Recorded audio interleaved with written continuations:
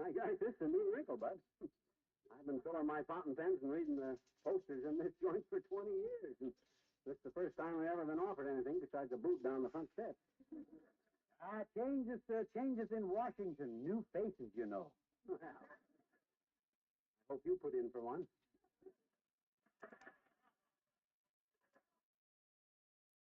My every moment is dedicated to your happiness, sir. What can I do for you? Well, I just came down here to Care to taste our new mucilage? Huh? Like some old postage stamps? Want to come behind the counter and stamp on a few packages? Dennis, anyone? Take it easy, will you? Oh, I just can't control myself, sir. Yeah. Claude, the chief, said to me, go out there and charm the people. Dazzle them, he said. Show them how happy they are with us running things. It's been a long time, Claude, he said. He said it.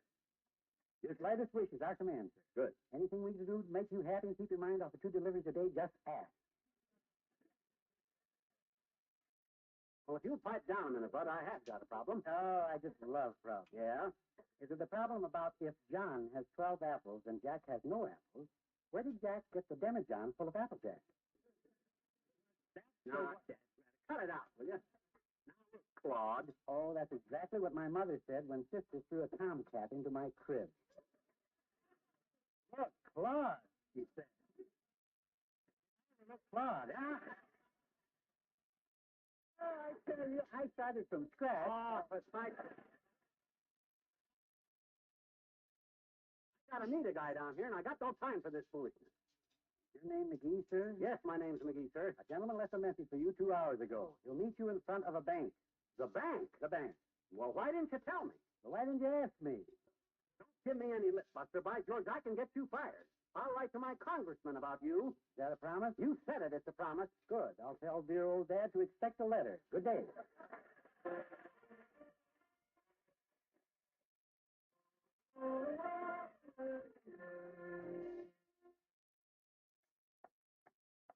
I hope I hadn't kept the guy waiting too long. Phew.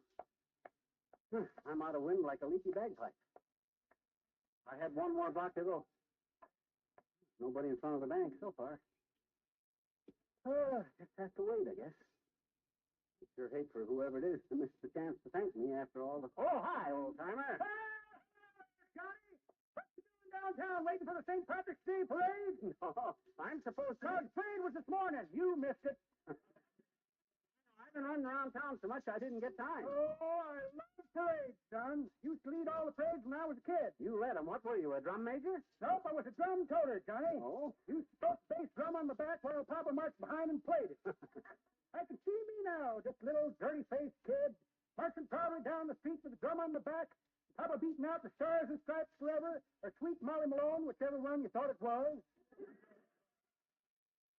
Stars and Stripes or Molly Malone, they don't sound alike. They do when Papa plays them. Speaking of Molly, how's that girl yours, Johnny? I hear she got the tip. Oh, she's getting along fine. I've been kind of neglecting her today, though. I should have been home spending the afternoon with her instead of running around downtown. Didn't you? Well, I was supposed to meet a guy, and... Oh, here comes Doc Gamble. Oh, this is one of the episodes when Molly would... She leaves for a while because she's Hello there, Doc. fucking Hi, alcohol. old-timer. She has And a lady, good afternoon to you, Vest Splitter. Hi, Low Bucket. Your house, sonny boy. Molly feels much better. Oh, swell. I'd have been home entertaining her, Doc, but I got a message this morning. Sure. A friend of mine wants to thank me for something wonderful I done, and I got to wait here and meet him. Relax. You've met him. No. You don't savvy. You don't understand, Lardhead. You see, the message... Don't tell me I dictated it. No, this is from a... Huh? Please meet me various places. Want to thank you for the wonderful thing you've done. Yeah, that's what I said. And I do want to thank you. It was wonderful of you. What was wonderful of me? Staying downtown all day. What do you mean? You gave Molly the finest day's rest she's had since she married you. You mean you sent all them? Oh, my gosh. Ain't medical science wonderful?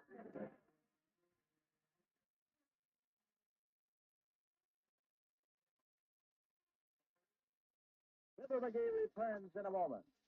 A heart hearty, nutritious dish just made to order for these March days is that old-time American favorite, baked macaroni and cheese. It's real stick-to-your-ribs food. But as you homemakers know, it has a stubborn habit of sticking to the baking dish, too. Well, here's how to banish that nuisance once and for all. Line the inside of the casserole with work-saving Reynolds Wrap, the original and genuine pure aluminum foil. Your baking dish stays clean. No baked-on crust, no soaking, no scouring. Just take a piece of Reynolds Wrap and fit it around the bottom and sides of the casserole dish, pressing down firmly. Let the edges stick up all around to prevent food from bubbling over. Macaroni and cheese is easy and thrifty to make and mighty good eating. If there's any left over, just fold the foil liner over it and store it. But do spare yourself that messy job of scouring the casserole. Stock up on Reynolds Wrap tomorrow at your grocer in standard and jumbo economy rolls and the new heavy-duty Reynolds Wrap, half a yard wide.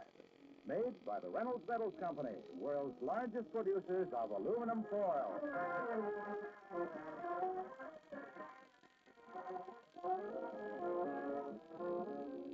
Ladies and gentlemen, this flu has really kind of knocked Molly out. I'm happy to say she's getting along much better now. It'll just take a while.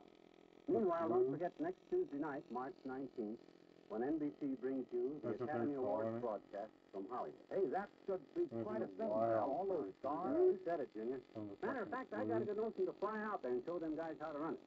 On account of because naturally a guy like I am, that he's used to being in vaudeville and knows all about the movies and seeing them through the back of the screen, he's the type... McGee, Molly just phoned. I got a message for you. Yeah, what'd you say, Doc? Said, hush, dearie. Oh, good night.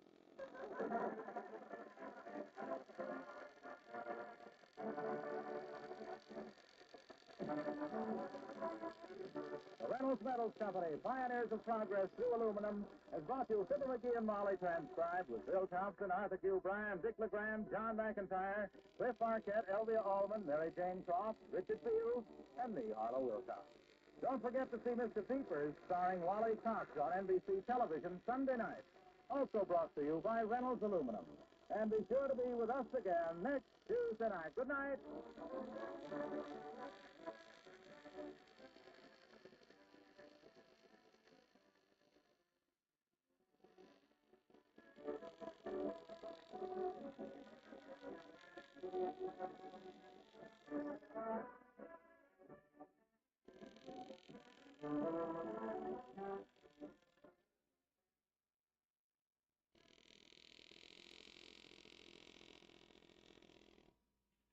The Reynolds Aluminum Program with Fibber McGee and Molly.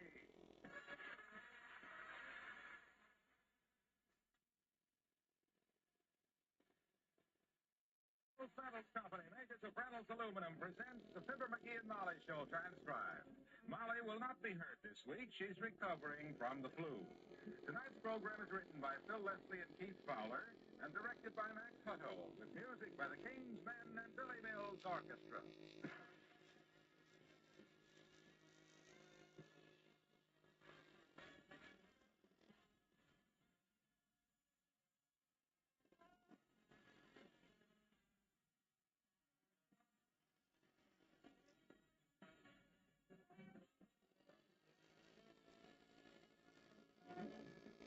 Now that this winter is about over, it's a good time to think about cutting your fuel bills for next winter.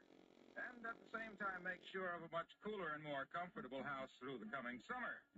You can do all this so easily and so inexpensively with Reynolds Aluminum Reflective Insulation. It's aluminum foil on craft paper.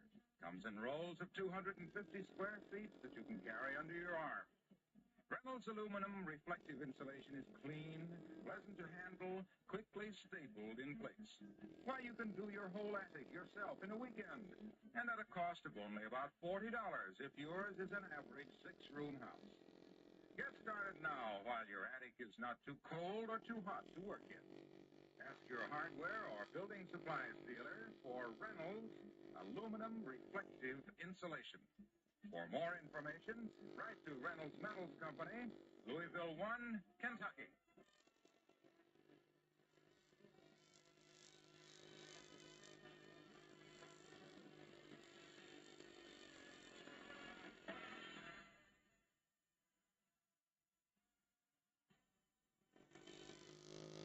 balmy spring day in Wistful Vista, the kind of day that makes you want to go places, do things, spend money, just for the sheer fun of spending. And here at Kramer's Drugstore, about to go on a spending spree, is Mr. McGee of Fibber McGee and Molly.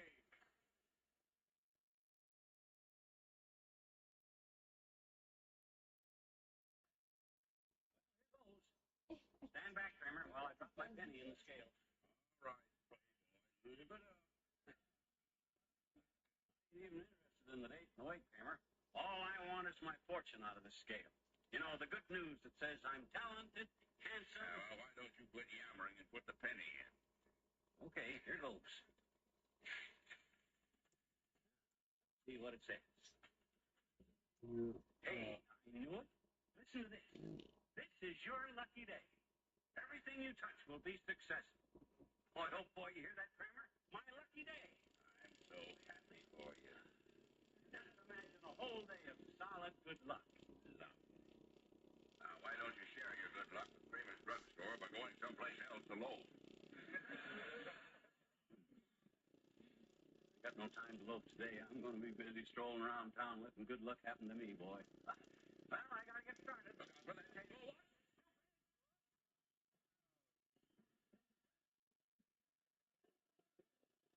I think something fell, Kramer. You just knocked over in display of 5,000 fancy glass tumblers, that's all. I always wondered why they called them tumblers. They come tumbling off that table. Small talk. We'll try to respect them today for 19 cents. You've broken yourself about $4 worth.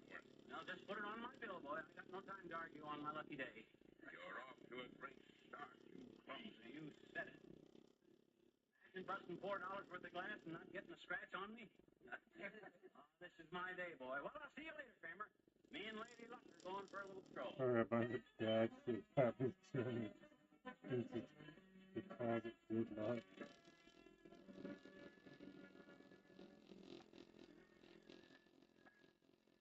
Today's your lucky day, McGee. Oh, boy. Wish there were some races I could go to or something. Some way to cash in on this. Think I had a couple of sweepstakes tickets. With my luck. I hear you mention a sweepstakes ticket, friend. Oh, I must have been thinking kind of loud. I was just wishing I had a sweepstakes ticket because... It's lucky I had you, friend, because I just happen to have a few tickets on the Irish sweeps with me. Yeah? Boy, this is a break. I believe you have 5 of them, friend. $15. Swell. $15 to win probably a minute or maybe... Oh, hey, wait a minute. I just thought of something. No use me buying 5 of them. Not with my luck. One is all I need, bud. Just give me one. Well, for one, I'd have to charge you $6, friend. That's fair enough. Here's 5 and there's 1. $6. And here's your ticket, friend. Put it in your pocket quick. Don't want anybody to see this, friend. Oh, yeah. Oh, okay, friend. I wouldn't sell you this at all, you understand, but I need the money from me poor old mother. Oh. She's sick, friend? Haven't been outdoors in weeks. Can't get around at all. Tough. Needs money for medicine, does she? No, needs it for bail. So long, friend. Poor old lady. She's lucky to have a son like that. He'll give up his own chance to get rich so he can raise money for her. Oh, hi, Ole. Hello, McGee. If you're looking for a game of pool, there's no F's in the club right now. Okay, I'll stand out here and gab with you a while. And sweeping the steps, are you? No, I'm just massaging the end of the broom straws. Move the beach, McGee. Oh. Well, I'm sorry nobody's here for a game of pool on account of because this is my lucky day, Ole. How about knocking off work and walking around town with me? Maybe some of my luck will rub off on you, huh? No, thanks. Too busy. Huh? I took off yesterday to help the missus fix the house for my daughter Christina's 40. Oh, what kind of party she have? That Christina's getting married soon, and all her girlfriends give her a shower. Oh. In the living room, not in the bathtub. Yeah. Tell my missus, though, the next time they have it in the bathtub. Yeah, I've never seen so many kind women in my life. They were all in lock. Sounds I was like a real cooking day. all. I was McGee, cooking it was them just all plain day. glad. The second I The cooked girls them were all, sobbing, and Christina was bawling because she was so happy, and the missus was screeching because she was losing Christina, and little Sven and that Loli was howling because I catch them swiping sandwiches and give them a cloud in the britches. You never have a dull moment at your house. You need a little of the kind of luck I got today, Ole. Look. Yeah, I just met a friend up the street, and here, look what he gave me. Look what he let me have. For only $6. Stick it on the Irish sweepstakes. And today, on my lucky day. McGee. Huh? Did you happen to notice the date on this ticket? Date? This was for the Irish sweepstakes for 1949. Well, you can get rich with this ticket. Hey, let me see that. Oh, my gosh. 4 years old. $6 I paid that guy, and why... Boy, oh boy, just imagine. I'm $9 ahead already. I told you this is my lucky day. You get swindled for $6 and you're $9 in front? Sure. That kind of a written... Why, certainly. I was going to buy $15 worth of these tickets from that guy. But I changed my mind and only gave him $6. Boy, oh boy, my lucky day. $9 ahead. This is going to be a day to remember.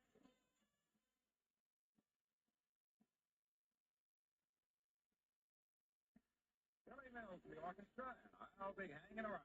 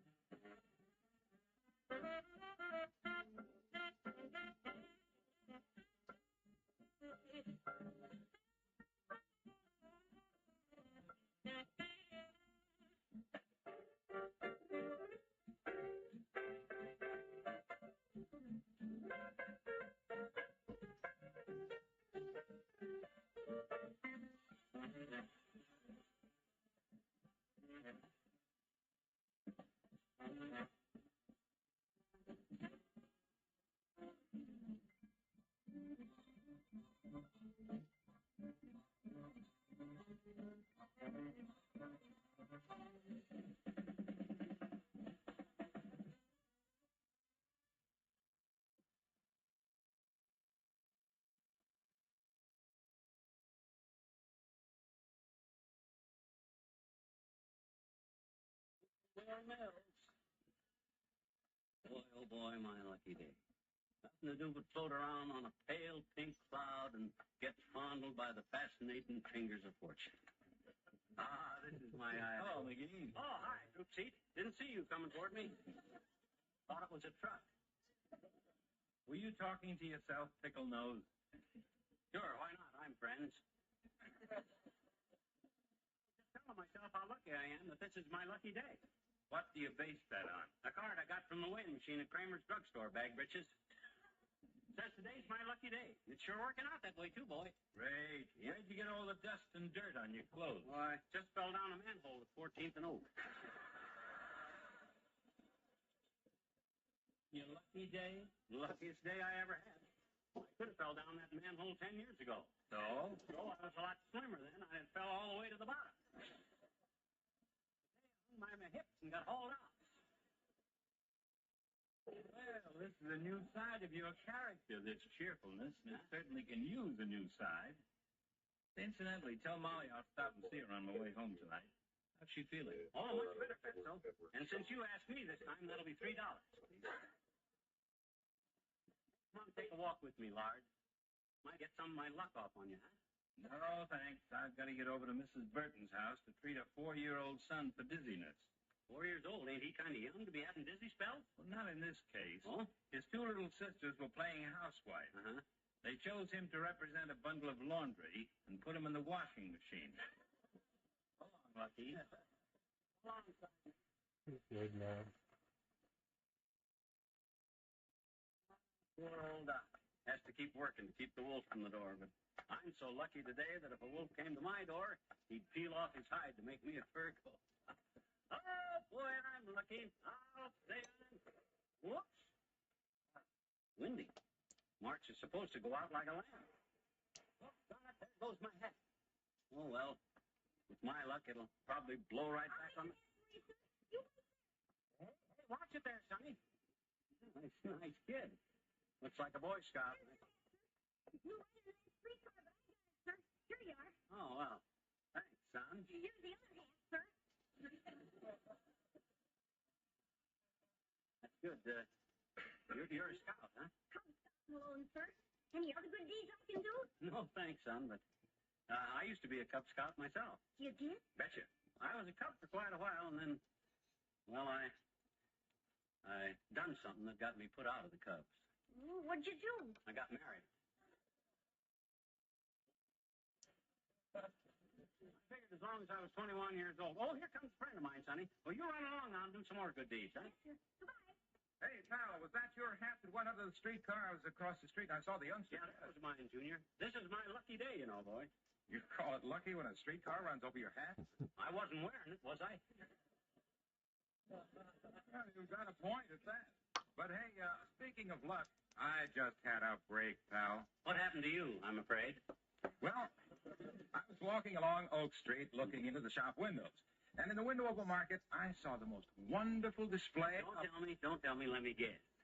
You saw a display of aluminum?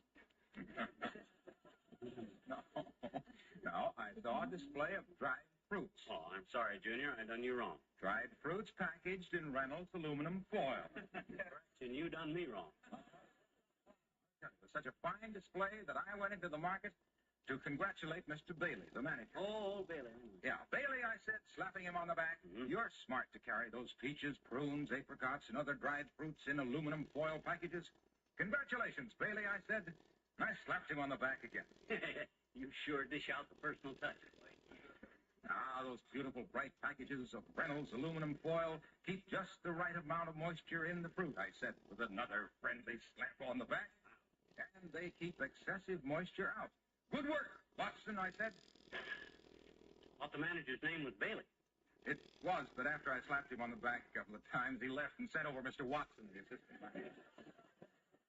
He probably had to go pick up his teeth. Dried fruit kept flavor perfect in Reynolds foil is full of vitamins, minerals, and energy elements.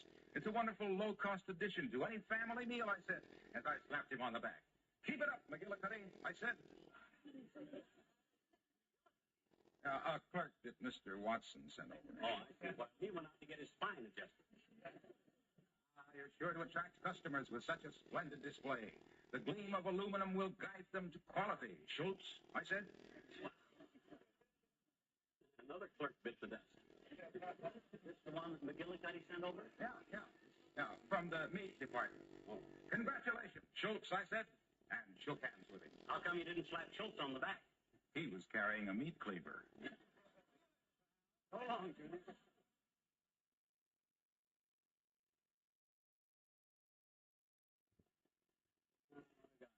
No wonder he don't get married. All he'd be happy with is one of them female aluminum robots. Good afternoon, McGee. Oh, hi, Latrivia. How's Molly? Oh, getting along fine, thanks. Well, what's new at the City Hall, Homer? Catch anybody stealing this week?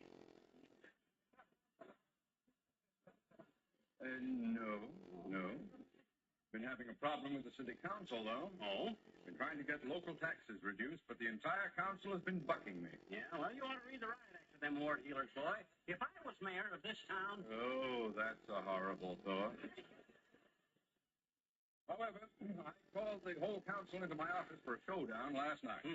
I sat them down at the conference table and lit into them. Good. I came right to the point. Gentlemen, I said, this is a fine kettle of fish.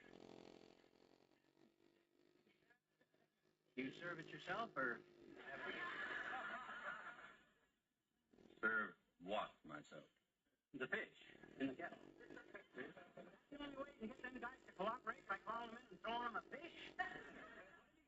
City council, a bunch of seals? Just a minute, McGee, please. I think we're a little out of focus here. I did not mean to imply that I fed fish to the city council. I did not. Oh, you just set a kettle of fish chowder on the table and let them feed themselves. Yes. Yeah. No. Oh. No.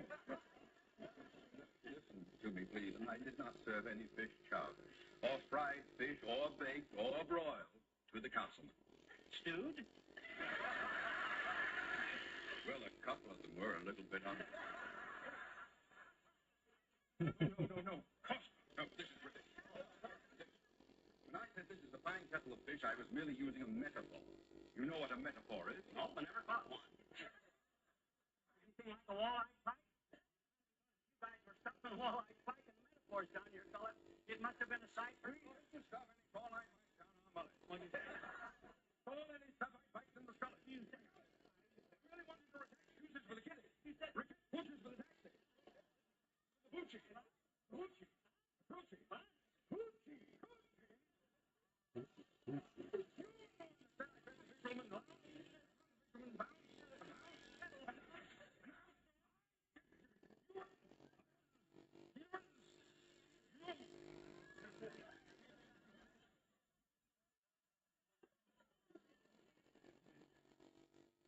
McGee, Yes, boy. I'm having a gathering of friends at my home this evening. Would you care to stop by for a little punch? Oh, gee, thanks, Homer. I'd enjoy a glass of punch. Who said anything about a glass? You'll get your punch right in the puss. Good day.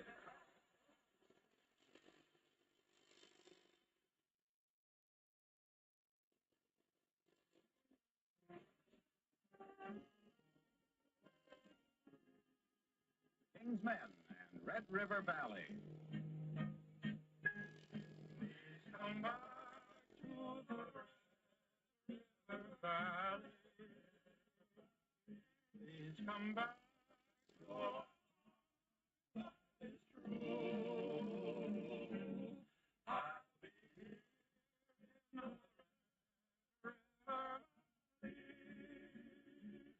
I'll be waiting, my darling, for you.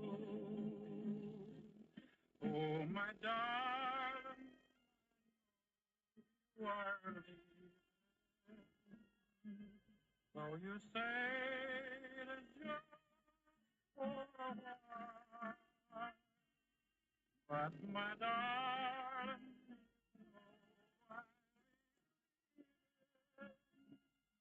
for the sound of your voice and your smile, I'll wait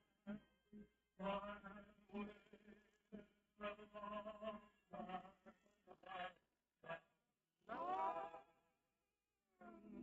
For the words that you never would say. Now I know that my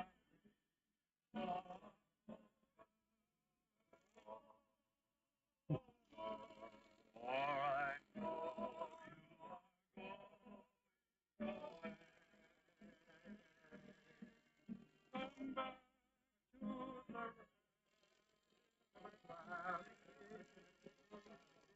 Please come back. Oh,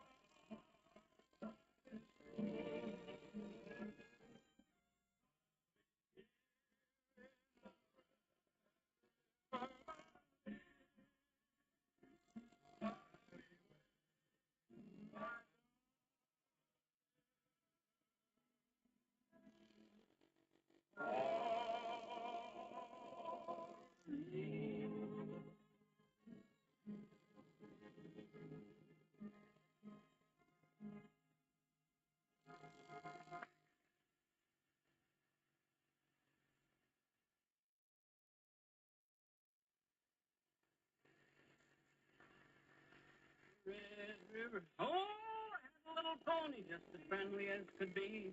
Climbed into my lap one day, which was a horse on me. Well, my lucky day's almost half over. Wonder where I ought to go next to be lucky. Maybe if I went to the sump room and ordered oysters, I'd find a pearl necklace in them.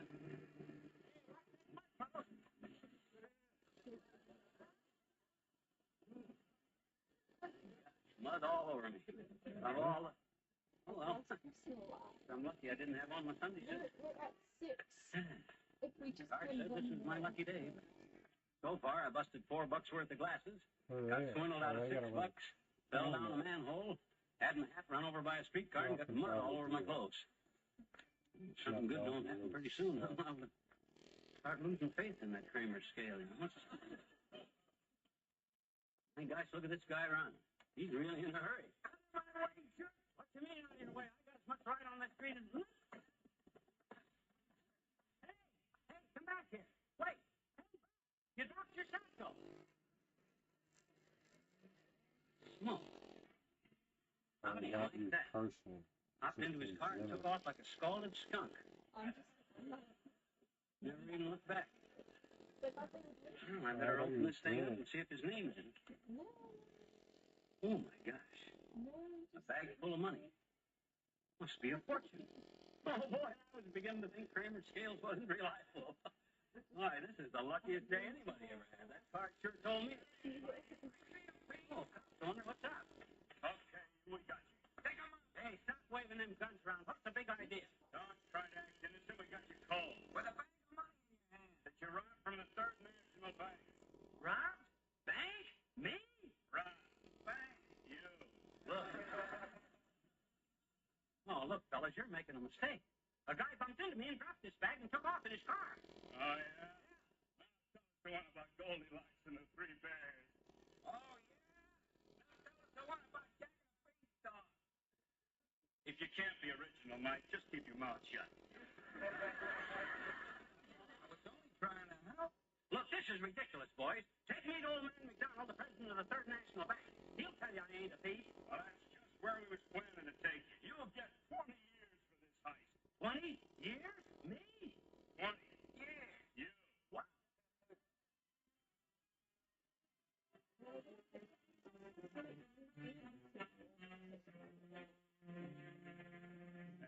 Mr. McDonald. The creeping, sneaking thief that stuck up the bank. The crawling, cringing rat that robbed you. Hi, McDonald. McGee, what are you doing here? These cops think I'm a crook, but all I did was pick up a bag that the real crook dropped. Tell them I ain't a crook, McDonald. Boys, you got the wrong man. Betcha. This is Fibber McGee, and he's not a crook. He's just a dumb, stupid, clumsy, knuckle-headed oaf. Gee, thanks, McDonald. Yeah, actually. You mean I'm just he ain't the robber? beginning. So it's... Well, I'll be a cockeyed so-and-so. Well, I'll be a lop-eared such-and-such. If you can't be original, Mike, don't say nothing. Well, we got the money back, and that's the important thing. As for you, McGee, you're very lucky that I was able to clear you. Lucky? Ha! Lucky I didn't get killed. Out of my way, McDonald. Let me out of this joint. By George, that bitch. That tears it right up the dad rat in the middle. Lucky day, he says. I'm going across the street to Kramer's drugstore and kick the daylights out of that penny-stealing, lying, thieving scale of his if it's a lie. You across the street, sir? Malone is always... Get out of my way, bud. I got trouble in it. My goodness, to stop me after didn't say anything about people. Rotten, swindling scale. I was the last one. You're lucky, it says. By George. Oh my God, they only have to get 2 more wins. There you are, you mechanical monster. I ought to beat your mechanical brains out. You penny-stealing bumster and hooking junk. Ball-bearing brains out, that's what I'm doing. Huh? Here, read this card I got from this thing this morning. Here, I know. I saw you. This is your lucky day. Everything you touch. Lucky day, my unfortunate clavicle. I never had so much trouble in all my life. I've been mashed, splashed, crashed, and smashed. And I wound up almost getting thrown in the clinch, too, besides the ball. Now, wait a minute, McGee. Look at this. Huh? The scale's just running a little ahead, that's all. What do you mean? Why, this card's dated tomorrow, see? Oh, March the 25th. Well, that is tomorrow, ain't it? Of course. Oh, gee, that's different. My gosh, this is even better knowing my lucky day the day in advance like this. That way I can get downtown early and be ready for it. Boy, oh boy, tomorrow is my lucky day. What did I tell Molly how I'm going to be lucky tomorrow? What?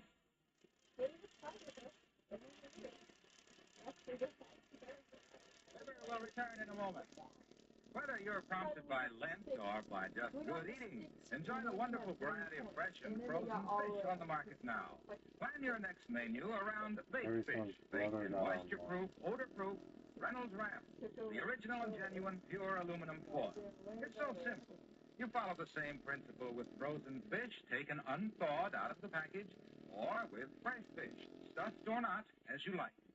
Season to taste, then wrap completely in Reynolds wrap, making a snug packet with all edges double folded tight.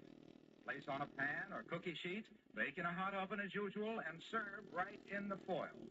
There will be no clinging aroma in your kitchen, but what fragrance and flavor at the table. All the seasonings baked through, all the goodness sealed in.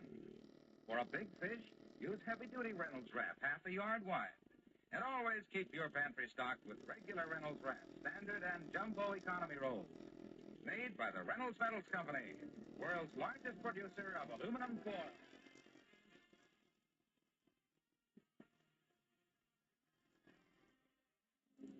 Ladies and gentlemen, Molly is feeling much better now and should be back with us soon.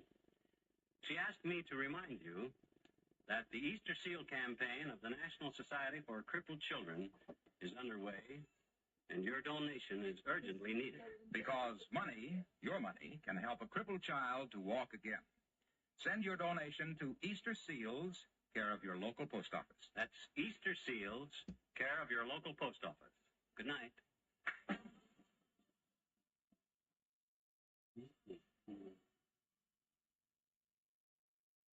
Reynolds Company, Tires of Progress through Aluminum, has brought you Fibber McGee and Molly transcribed with Arthur Q. Bryan, Dick LeGrand, Gail Gordon, John McIntyre, Herb Vigran, Jack Crucian, Richard Beals, Jim Nusser, and me, Harlow Wilcox. Don't forget to see Mr. Peepers, starring Wally Cox on NBC television Sunday nights. Also brought to you by Reynolds Aluminum. And be sure to be with us again next Tuesday night. Good night.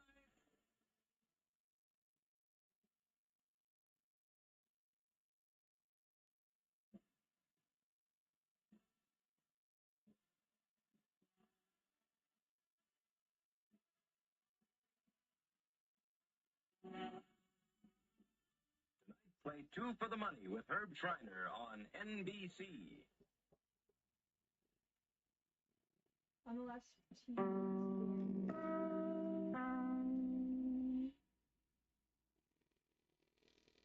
The Reynolds Aluminum Program with Fibber McGee and Molly. Just lose. Reynolds Metals Company, makers of Reynolds Aluminum, presents the Fibber McGee and Molly Show transcribed. Molly will not be hurt this week. She's recovering from the flu. Tonight's program is written by Phil Leslie and Keith Fowler and directed by Max Hutto, with music by the King's Band and Billy Mills Orchestra.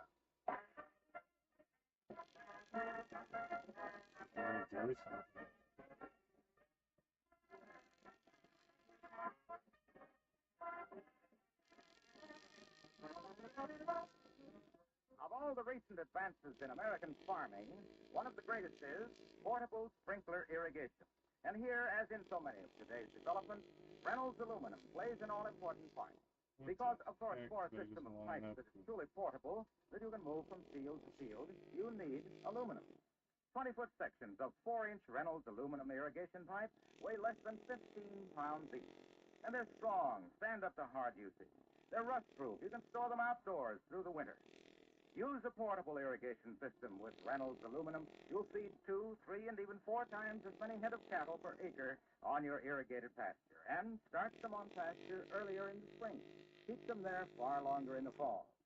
Get the facts on portable irrigation in Reynolds' 16-page booklet, aptly titled, More Income Per Acre.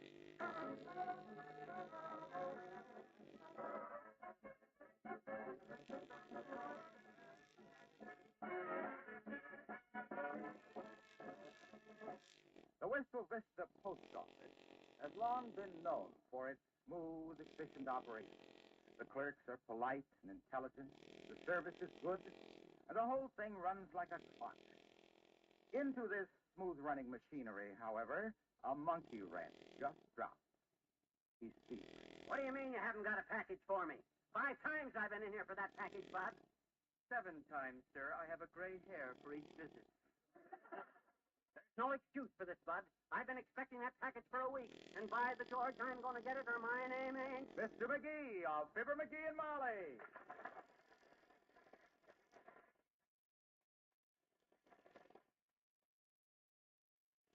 And I'm very sorry, sir, but we just don't have a package for you. A likely story. You've been giving me that same excuse for a week, and I'm sick of it. You're sick of it. Look at me. A week ago, I had a fine, big shock of coal black hair. But now, hey, Chief. Yes, Whitey. He's here again, Chief. You mean, yes, Chief, the mouse. I'll take it, Addleton. Now then, what is it this time, mister? You know darn well what is it this time, mister. I've been trying to buy a package out of this joint, an important book that I sent $1 to your dad ratted mail for 3 weeks ago, and it was supposed to be here in 10 days or your money back if you weren't satisfied, and I'm not so. Where is it? What's the name again? It's McGee, Chief. Fibber McGee. Same as it was a week ago. If I've had that name hollered at me once, I've had it hollered at me 40 times. Yeah, and I'll keep hollering it, too. Haven't we got a package around here we can give him to get rid of him? Well, here's one has been claimed, been here a week. Some fella named F. McGoo. 79 Wistful Vista. That's me. That's my package. That's the book I've been waiting for. You said your name was McGee. McGee, McGoo, McGosh. What's the difference? As long as I get my book, what's the difference? Where do I sign? Right here. Okay.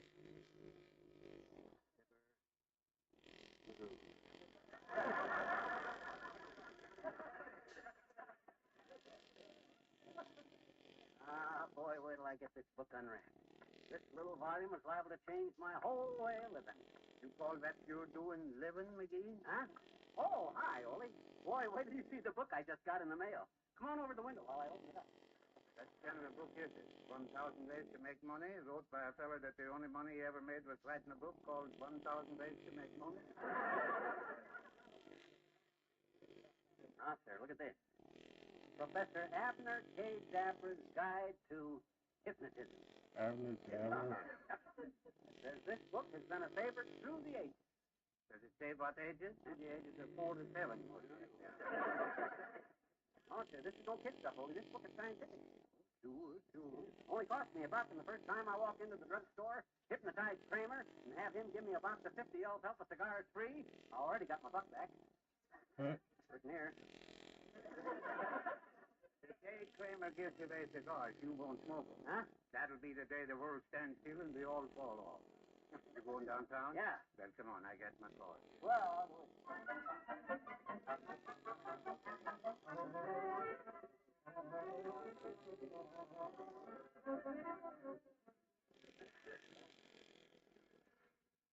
the book says, the first step in placing a subject under hypnotic control is to look deeply into his eyes and then wave the hand slowly before his face, like this. Then stop waving your hands around, McGee. I'm driving. Oh. Now, you go ahead and drive. I'll study up my book. Now, watch out for the truck, Ole. Look out for the streetcar, Ole. What'd you say? I'm talking to me.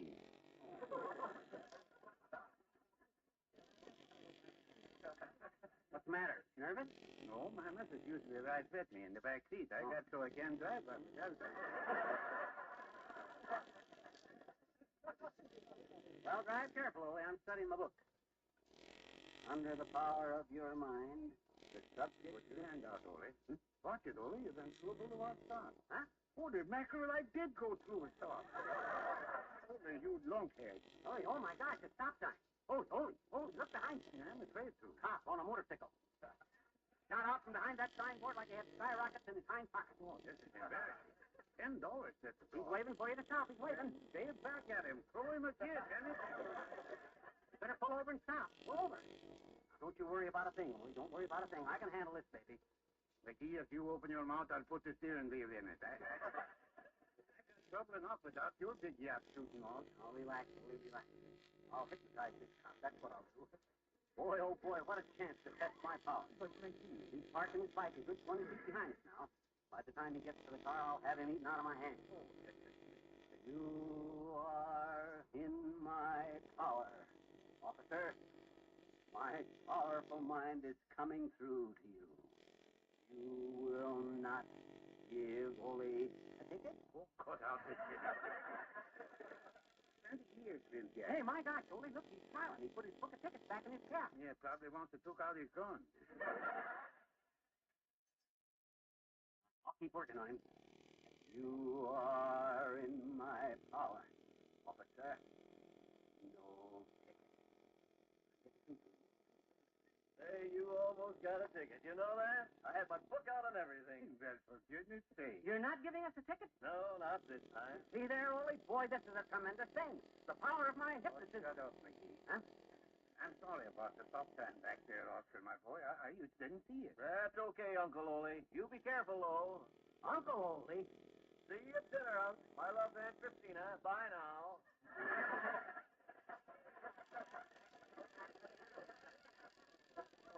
Boy, the power of hypnotism. Well, I better study some more of my book, I guess.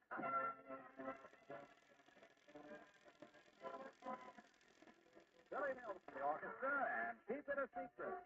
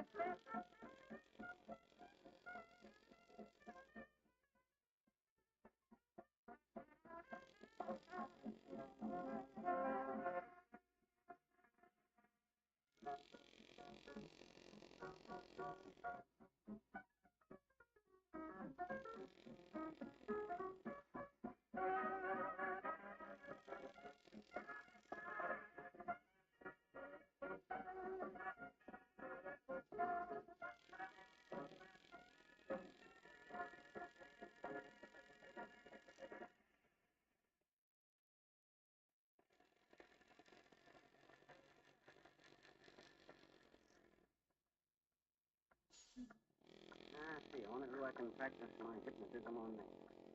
Oh, I know. Brokehousen. Pet shop right here. Brokey's a knucklehead. He'll be easy to put in the trunk. Welcome to Brokehousen's Pet Shop, McGee. And on behalf of the dog, woo-hoo!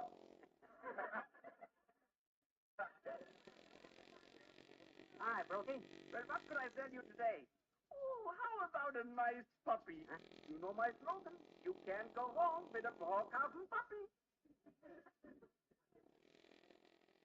Can't go wrong with a Brokehousen puppy.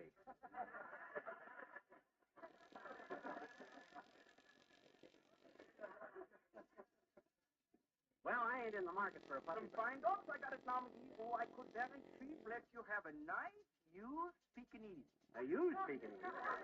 Oh, in first-class condition. Yeah? Yeah. This dog was owned by an elderly couple who only petted it on Sunday.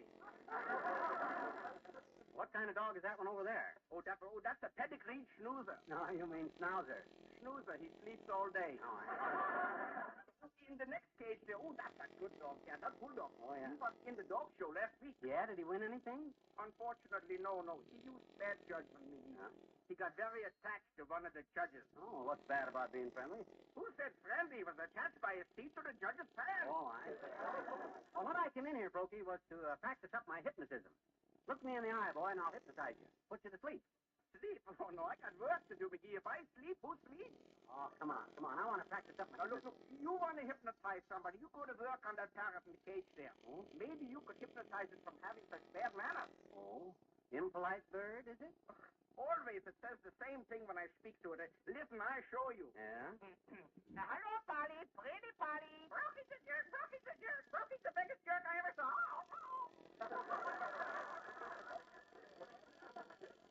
You see that? Yeah. Oh, see if I can fix it. Look into my eyes, Polly. That's right. Now say to yourself, I've been a bad bird. Brokey ain't a jerk. I was wrong. I was wrong. Oh, that's fine, McGee. Yeah. Now say, Brokey's okay. Brokey's a swell guy. He ain't the biggest jerk I ever saw. He ain't the biggest jerk I ever saw. Good. But he wants to tell you came in. So long, Brokey.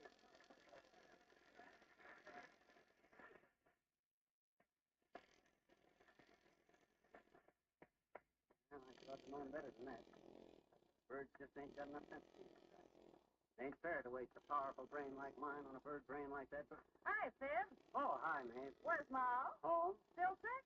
Better. Good. Where's Mort? Bed. Sick? Blazing. Oh. Bye, Fib. Bye, Maeve.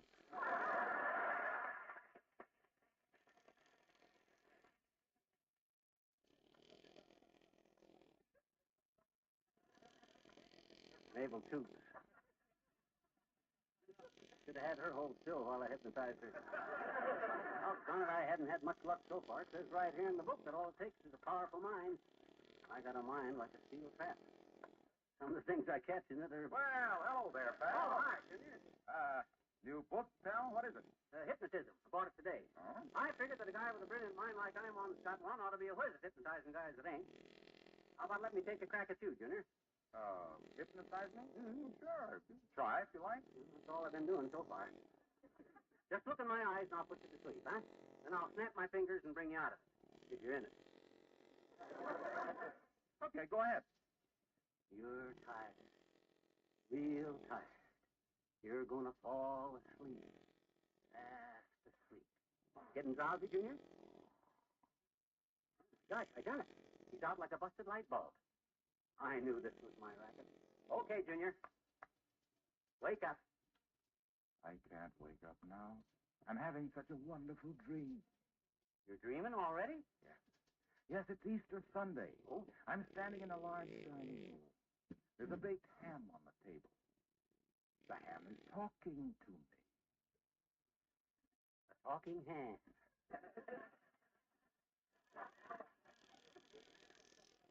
The ham is saying, I'm the most luscious ham that was ever baked. I'm done to the pink of perfection. Oh, I got a feeling something sneaky is about to happen. I'm perfect, the ham says, because I was baked a modern way. It's Reynolds wrap. It happened. Yes, the ham goes on. I was wrapped in that pure aluminum foil with the edges double folded to make a tight seal which kept all the juices in. And there's more of me, too, because I didn't shrink to lose weight. Sure is a gabby hunk of pork. Reynolds wrap comes in standard and jumbo economy rolls, the ham says. Ask for it by name. Reynolds wrap, the original and genuine. Wake up, Junior, wake up. Wake up before the Reynolds Company fires you and hires the other ham. Now the ham is walking away. It's waving goodbye. Don't forget it says. Reynolds wrap for your Easter ham. Okay, dream's over. So long, pal. So long, cornball.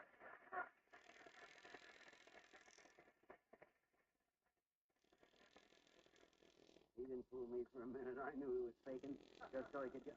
Oh, I know where I'll go. Walt Smoker. I bet I can hypnotize Walt. Maybe... Hold it, sir. Hold it. There you are, sir. Your picture need be taken. My picture? What you take my picture for? Permit me to introduce myself, sir. Yeah? I am James Whistler Van Goo, of the Sidewalk Snapshot Service. A true artist of the lens. Oh, you snap people walking along the street, huh? That is correct, sir. I see. I shoot pictures of distinguished-looking pedestrians. Uh-huh. As soon as I saw you coming, I said to myself, there's a man who ought to be shot. Thanks, Bud, but I ain't interested. I'll mail the picture to your home, and you can mail me a quarter. I didn't say I wanted a picture. Give me your name and address. I'll write them out on this. But I don't... Your name first, please. Will you wait? William, you wait. Now, what is your address, Mr. Wade? No. Or may I call you Will? No. My name ain't Will. There's tables on Well, just so I have your last name, Mr. Wade. Now your address, please. Well, I don't know about giving you my address, Bud. Is this Racket Street? No, this is 14th Street. Oh.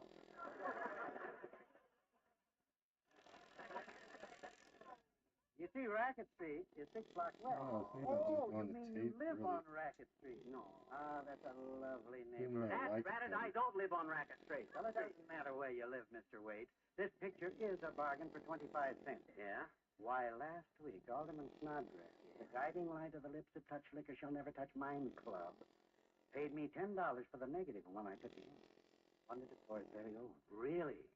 I snapped a picture of he was coming out of Riley's Bar and Grill. Oh, yeah.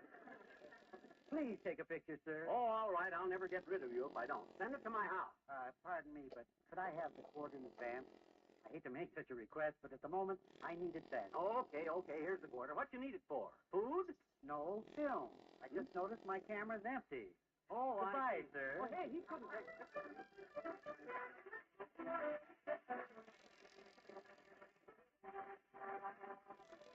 The King's Men and Get Along Home, Cindy.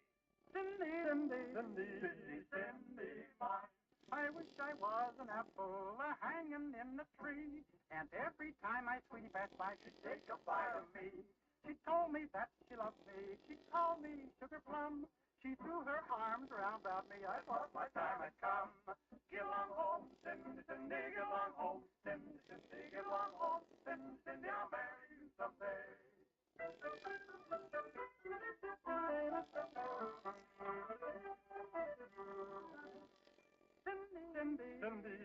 Cindy, mine. Now Cindy got religion. She had it once before. But when she hears the little banjo, she's the first one on the floor. I wish I had a needle as fine as I could sew. Told the girls to my coattail and down the street I'd go. Get along home, Cindy, Cindy, get along home, Cindy, Cindy, get along home, Cindy, Cindy, I'll marry you someday.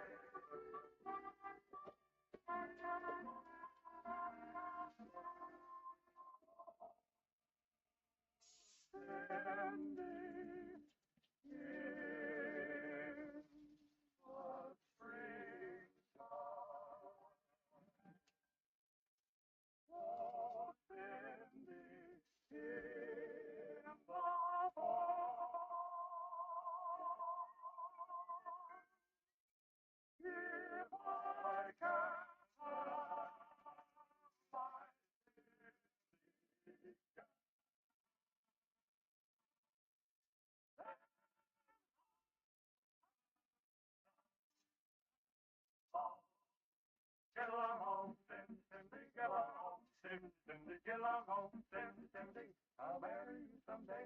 Get along home, Cindy, Cindy, get along home, Cindy, Cindy, get along home, Cindy, Cindy, I'll marry you someday. Cindy, Cindy, Cindy, I will marry you someday.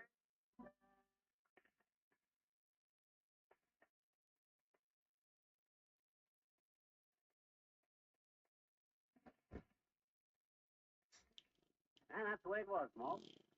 Walt, me. So then it says to myself, I'll move you over to Walt's smoke shop. Walt will leave me hypnotism him. Sure will, Fibber. I'm not busy. Hey, Cora, watch the cash register, will you? What do I do? Just look me in the eye, boy. With the power of my mind, I'll put you under. Now you are sleepy. Very sleepy. You are sleepy. Feel anything? By gosh, sure do, Fibber. Yeah. A sharp pain in my left foot. Oh. Them blame corns of mine again. Damp weather. Well, maybe if I took my shoes off, you could hit me. Skip it. Forget the whole thing, Walt. Just as soon. Yeah. I'll practice on somebody else. What's new, Walt? How's the resting business? Oh, about like always, Fibber. Starving to death. Yeah.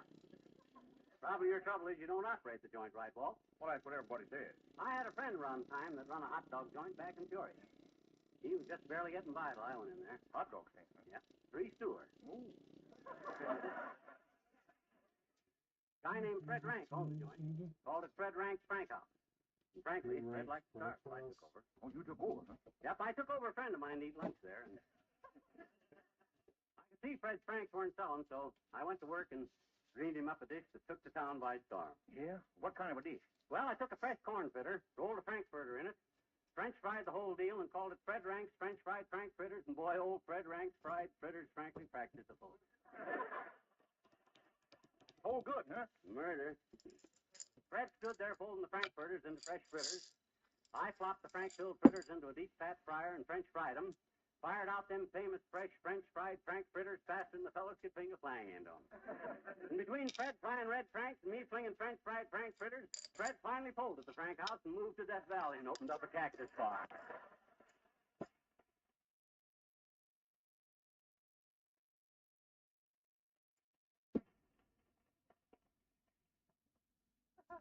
How's about some coffee, Walt? Oh, sure. Just go on back and pull up a stool. Carl will wait on you. Okay. I'll sit down here.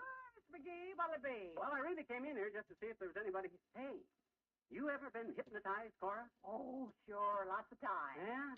I was in the showbiz. Oh? You know, when you're in the showbiz, you do all them things. My gosh, I didn't know you were in that. I was in vaudeville myself at one time.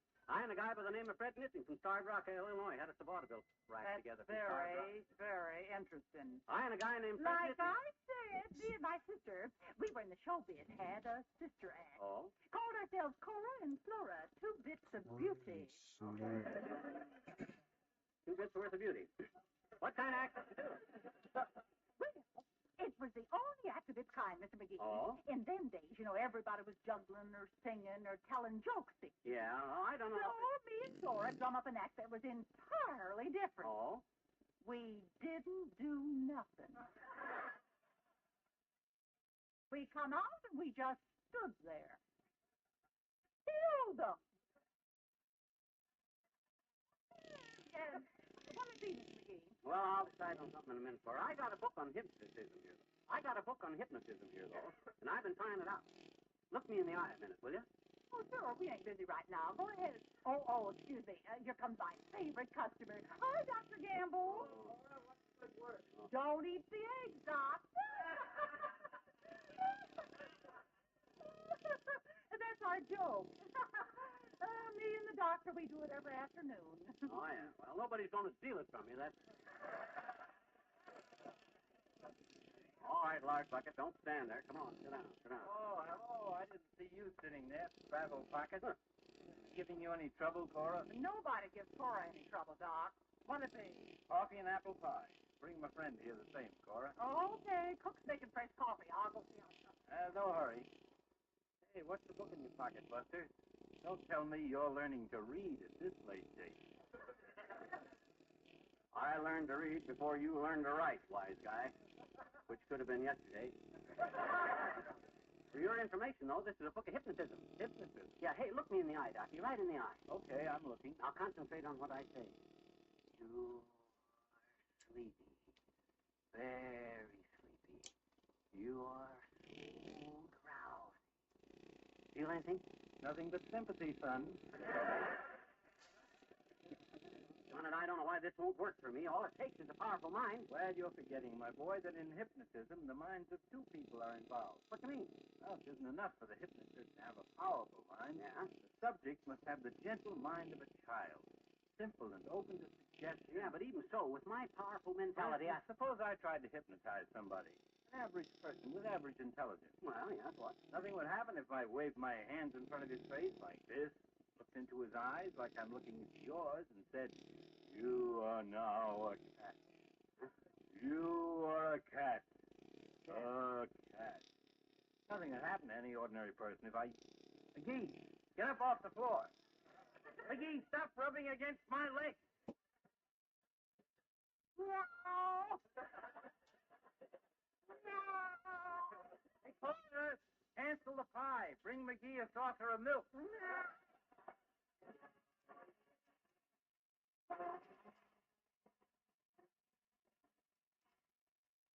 Fibber returns in a moment. In the spring, many a family's fancy turns to thoughts of a new car, and America offers the best in the world to choose from. One thing worth noting in whatever car you buy is the extensive and ever-increasing use of aluminum for automatic transmissions, oil pumps, pistons, cylinder heads, window frames, and many other parts. Light, strong, rust-proof Reynolds aluminum reduces total car waste, gives you greater fuel economy, better performance, and longer service life. Aluminum reduces unsprung weight for safer driving, as with aluminum disc brakes. Brakes are safer and last longer because aluminum conducts away the heat, which causes brakes to fade in their efficiency. And aluminum also helps to keep the cost down because aluminum itself is priced no higher today than in 1936 to 39. Even in these 53-cent times, your dollars are still worth 100 cents in aluminum. Competition helped to make that possible. Competition that was started by the Reynolds Metals Company, pioneers of progress through aluminum.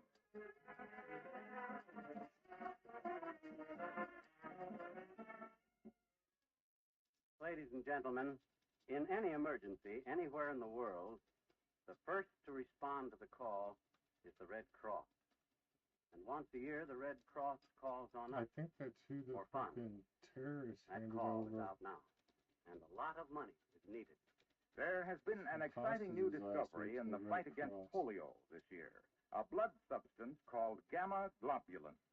And along with its other projects, the Red Cross will spend $7 million on the processing of gamma globulin this year. Your donation to the Red Cross can give one of our sons on a battlefield his life, and give one of our children struck down by polio his health. Can you think of a better investment? Good night.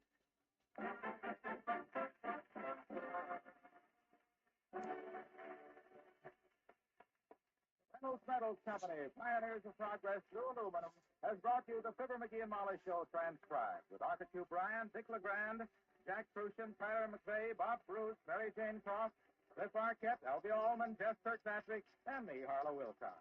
We hope Molly will be back with us soon. Don't forget to see Mr. Peepers, starring Wally Cox on NBC television Sunday night. Also brought to you by Reynolds Aluminum. And be sure to be with us again next Tuesday night. Good night.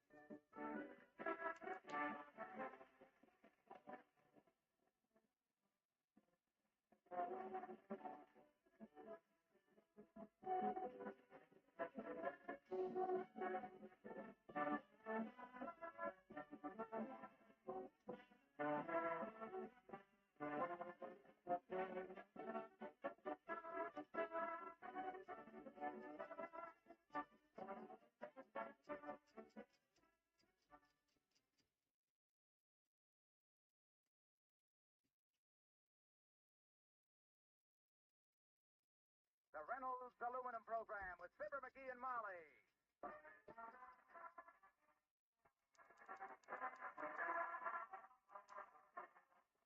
The Reynolds Metals Company, makers of Reynolds Aluminum, presents the Fibber McGee and Molly Show, transcribed. Molly will not be heard tonight, but we hope she will be back with us next week. Tonight's program is written by Phil Leslie and Keith Fowler and directed by Max Hutto, with music by the King's Men and Billy Mills Orchestra.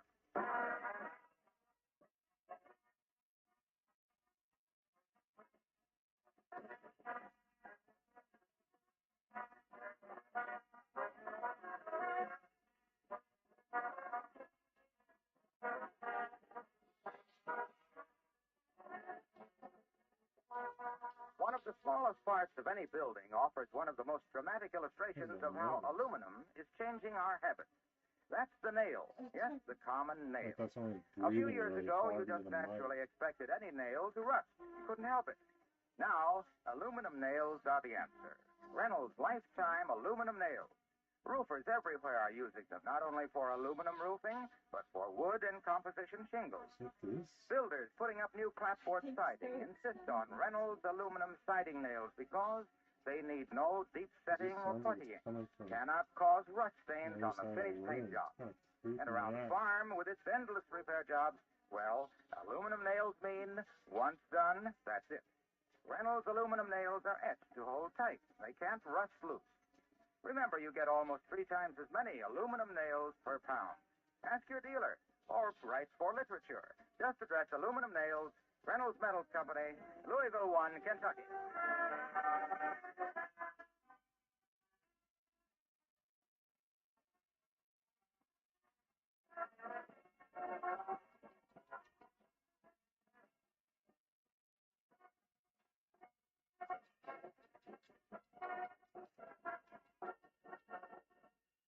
Down at the Wistful Vista Elks Club right now, rehearsals are underway for tonight's big smoker and homegrown vaudeville show. This is an annual affair, presented each year to a hall full of visiting elks. And tonight's program will include dances, comedy acts, band numbers, and a solo rendition of a popular ballad. Oh, Janine, I dream of lilac time. Sung by Mr. McGee of Fibber McGee and Molly.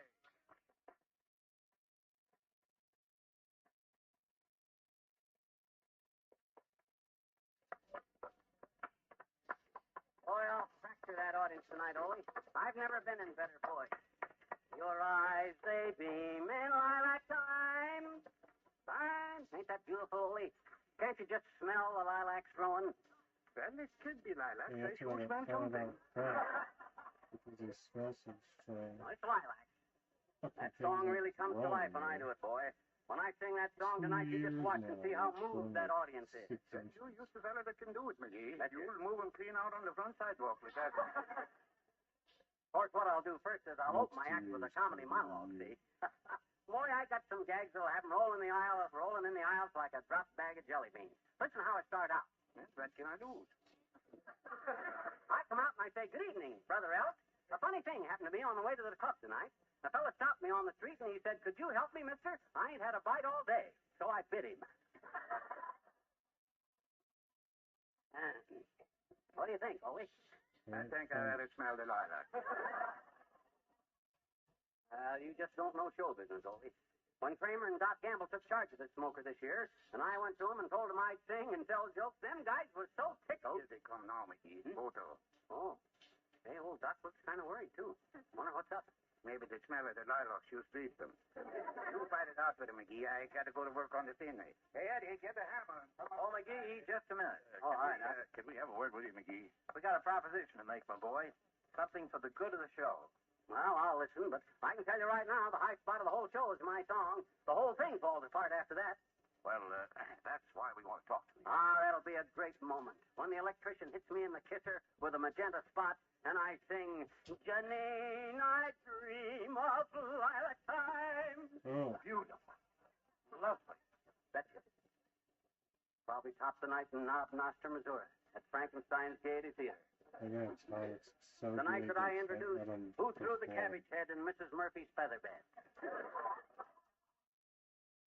What's your proposition, Brother Elk? Well, we're not satisfied with the way the show is shaping up. Oh? We need somebody with experience to pull it together. Yes, we've all talked it over, and, we thought maybe you might take charge of the final rehearsal. I'll do it. Of course, we realize that it's asking a lot. I'll do it. Well, we don't want to impose on your good nature. I'll do it. You're already the star of the show. Shut up, Doc. I'll do it.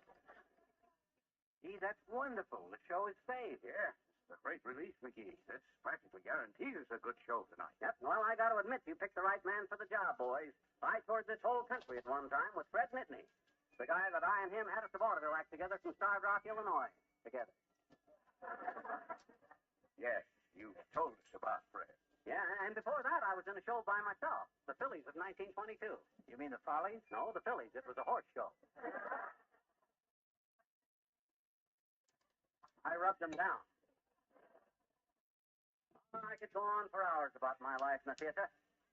I know on account of because I've done it lots of times. But right now, there's work to do. Yeah, come out on the middle of the stage and I'll make the announcement of the cast. I'll handle the announcement, Kramer. You run the drugstore. All right, you guys, I'm in charge here now. I'm running things. Everybody gang up down front here while I make a speech. I'm taking over. Well, there he goes, Mr. Kramer. Yeah. Hope we haven't made a mistake. Oh, I'm sure it'll work out all right. We had to do something the way this show Now, is. come on, Kramer. You, Doc, down front here. Yes, sir. You're the boss, McGee. Now, all right, fellas. Now, I know this whole ugly mess has been in a mess all day. But I want you to know that your troubles are over now. I'm going to take this clam bake over and turn it into the greatest show the Elks Club ever did. Well, I'll admit I haven't got much talent to do it with, but You said it, boy. Oh my God. but that don't stop me. I'm going to start right at the top of the program and whip this whole mess into shape. Oh, Mr. McGee. Oh, Relax. Oh, it's you, Wimple. It's over. what is it, Wallace? Now that you're in charge of the mess, the show, could I my please? He's going to do bird calls, McGee. Just one bird call, Doctor. The very difficult call of the bobtail bunting.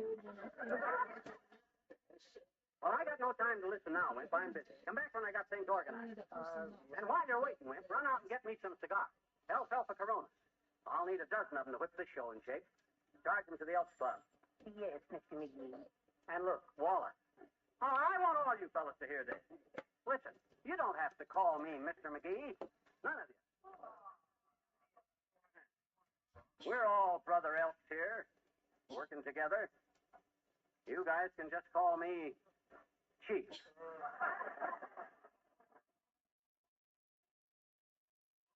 Now then, what do we open the show with, Doc? Open with music, Chief. Billy Mills and his Silver Cornet Band are going to play Hot Toddy. Oh, okay. Okay, Mills. Give him the upbeat.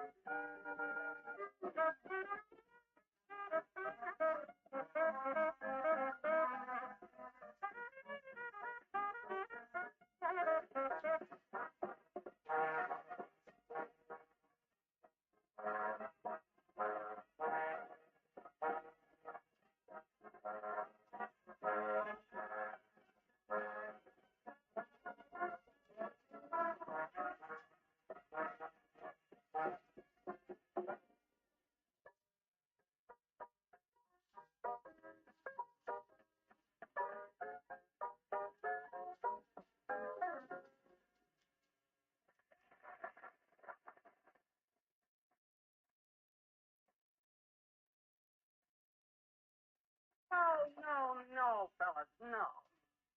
That was terrible. Just awful. What was wrong with it, McGee? Why, practically everything, Mills. Your fortissimos was too harmonical. Your grommet was full of colored churros. There wasn't enough timber in your archipelagos. What does that mean in plain language? In plain language, you hit more clinkers than a poker in a fireplace. What do you mean? Boys in my band have perfect pitch. Perfect pitch, my symphonic clavicle. Them guys couldn't pitch water out of a window with directions printed on the sash. Cop, one of my boys that did something wrong? Why, sure, the worst one of the whole bunch was the guy that blows on the hickory stick. Hickory stick? You squares probably call it a clarinet. How about a licorice stick? No, I got no time to eat when I'm talking jive. The band would sound better, too, if you had a sneeze box. An accordion to you. We call it a squeeze box. Oh, yeah, well, I knew you weren't hops. Called a sneeze box on account of because dust gets in it, and when you push it together, the dust comes out and makes you sneeze. Write that down. About the clarinet. Hickory stick, you long head. Give it to me, and I'll show you how it ought to sound. Let me have your hickory stick, Jack. Thanks. Here you are, McGee. Okay. Now listen to me, dig it.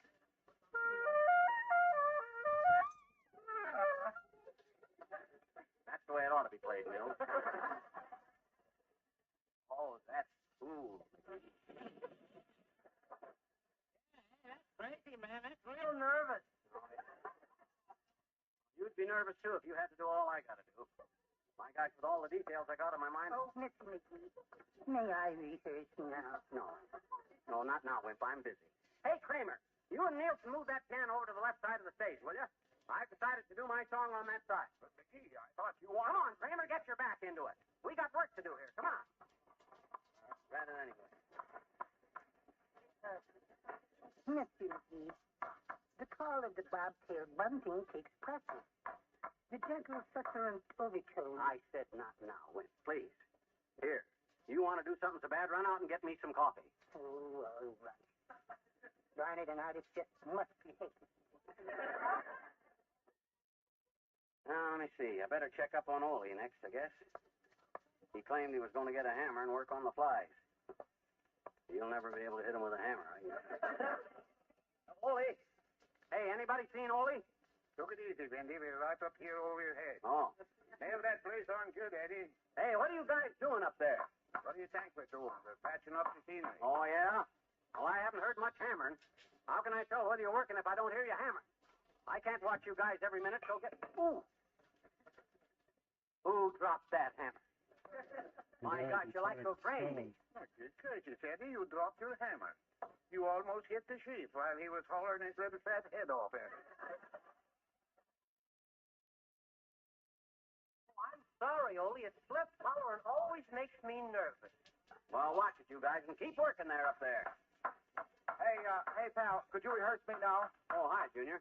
Oh, I didn't know you were on the bill. What you going to do, boy? Oh, I'm going to do a dramatic recitation, pal. It's called My Buddy. My buddy. Well, swell. Come on down front, Harlow. Hey, Mills, Wilcox is going to run through a recitation. Dramatic stuff. Hit my buddy in the background. Okay, McGee. Go ahead, Junior. Make us cry. My buddy. My buddy. Spring has come. Hmm? The time when sitting out in the garden is everybody's dish. Mm-hmm. And you should paint your chairs and other outdoor furniture with liquid aluminum to keep them looking fresh. This is my buddy. Paint your screens with it, too, and your gutters and your basement pipes and your furnace. I advise you to do it now, and I'm very much in earnest. Sounds like more like I ain't got nobody. A coat of liquid aluminum and asphalt on your roof is another idea that I'm boosting. Or maybe buddy and soul. It will keep your house up to 15 degrees cooler and also keep the roof from roosting. What could it be? Nobody loves me. Buy a can of liquid aluminum from your paint dealer, and you'll find it very useful. Or John Brown's buddy. This is so dumb. Most leading brands are made with Reynolds aluminum pigment, and that's why they're so successful. Oh, yeah. Well, thanks for listening, pal. I'll see you at showtime. Just a darn minute, sorry. Wait a minute. You said that recitation was called My Buddy? Where was he, my buddy? Where was he? Oh, well, you remember the first verse, pal, where I mentioned chairs out in the garden? Yeah. So my buddy was sitting in the one on the left. I'll see you later, but...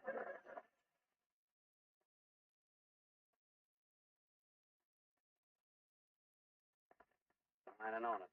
That guy's slipperier than an olive dipped in olive oil. Well, I wonder what I ought to check on. McGee, everything under control? Oh, it's shaping up, Fatso. What else we got on the bill that I ought to look into? Well, we got a juggling act. Oh. Cy Pearson.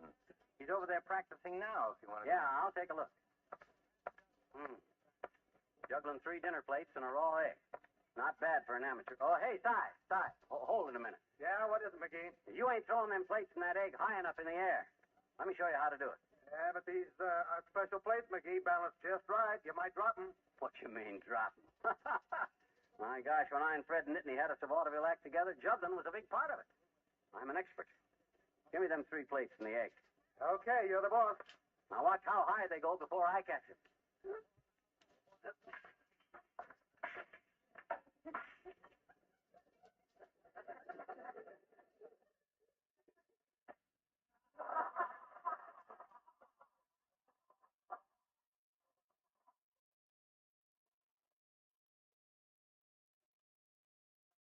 Hi, egg.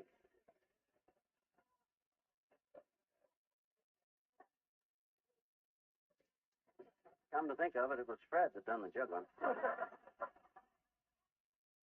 You better get him out for that egg, Ty. Don't want anybody to slip and fall on that. Well, I'll just walk around here a while. Oh, hey, Doc. yes, Chief. I got a great idea. You know, I just realized what we need here. Some flowers for the stage. Flowers? Yeah, a big basket of lilacs for my song number, Oh. you know. Lilacs. I'll call the florist. Hand me the phone. Here you are. Oh, handy, wasn't it? Thanks. Hello, operator. Give me the Whistle Vista floor. Is that you, Mert? Uh-oh. How's every little thing, Mert? Seriously. What say, Mert? Your brother went to court. Gave him the hot seat, eh? Hot seat. Did he kill somebody? No, he went to court his girl, and the house was freezing, and he didn't want to sit in the cold chair, so her father stood up and gave him the hot seat.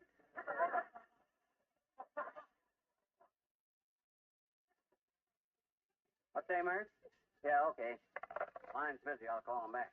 Well, this stage has got to look just right when I walk out there and sing, you know, Rocky, tonight. Yes, that's the big moment of the show. You said it, fat boy. Janine, my dream of lilac time. When I return, I'll make you mine. Hey, Doc. Hey, Doc. Huh, where'd Doc Gamble go? Hi there, Johnny. He went that way. Huh? Oh, hi. Walked right off into the orchestra pit. Oh, hi, old man. Had a kind of a glassy look on his face. Yeah? Like he'd just been slapped with a wet salmon. Well, he's always in a fog. What are you doing here, old-timer? You're not on this show, are you? I'm not in it. I'll be all over it, son. I'm the makeup man. No kidding. You know anything about makeup? I sure do. Uncle of mine run a beauty shop at one time. Uncle Horse. Uncle Horse. Yep. Real name was Marvin, but when he went in the beauty business, he wanted a name that sounded French. French? So he changed it to the only French name he knew. Horse Duver.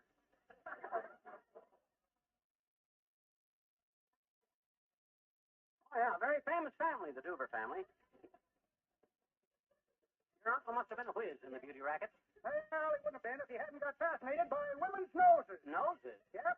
Uncle Horace thought they was neglected. Yeah? He said women took a lot of trouble with their mouths and a lot of trouble with their eyes, but they just let their noses hang there. You wrote a sad song about it called Nobody Troubles the Noses I've Seen.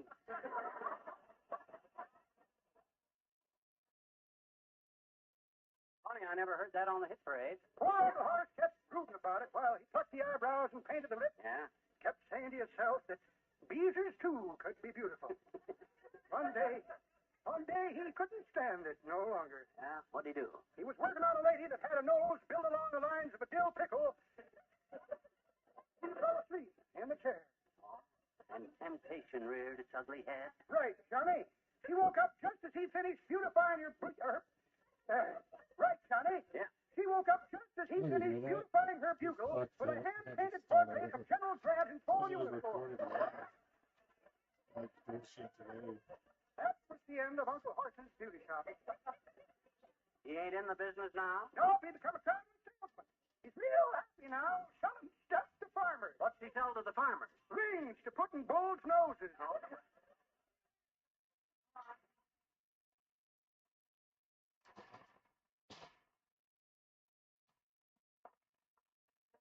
Very interesting family, he's got. Wonder if any of them are ever living around. The fellow from the Elks Club in Slow Rapids just got here. Yeah? The Slow Rapids Male Quartet. Oh, I'd like to run through their number for you. a male quartet, huh? Boy, that's right up my alley like the front end of my garage. Well, Ready for me, Mr. Meade. No, not yet, Wimp. Well, this isn't the most exasperating thing. I've got a Let's notion. get up to stop the meeting. Okay, I'm ready for the Slow Rapids Male Quartet. What you gonna sing, you guys? Wild Horses, Mr. McGee. Wild Horses. Okay, let's hear it and make it good. You're singing for a guy that knows music backwards and forwards and can read it either way.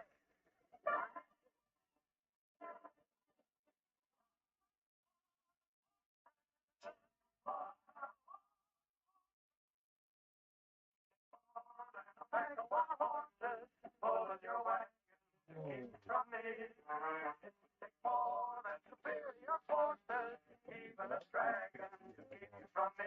You can make fools out of us if you get hurt, but me and thinkers, I know where you'd be. It's the 6 schools of the finest professors, using their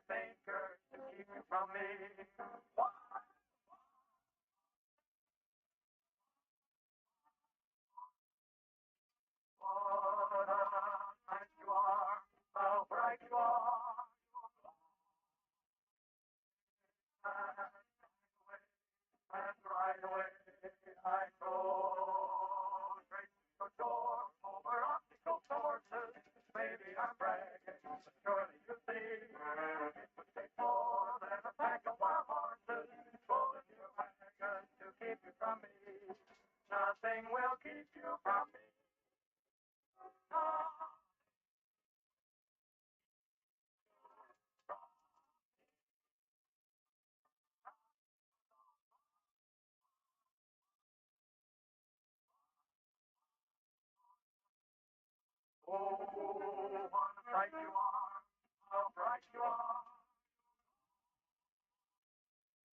And right away, I go straight to your door over optical sources. Maybe I'm bragging, but surely you see, it would take more than a pack of wild horses. Optical sources, superior forces, to keep my baby from me.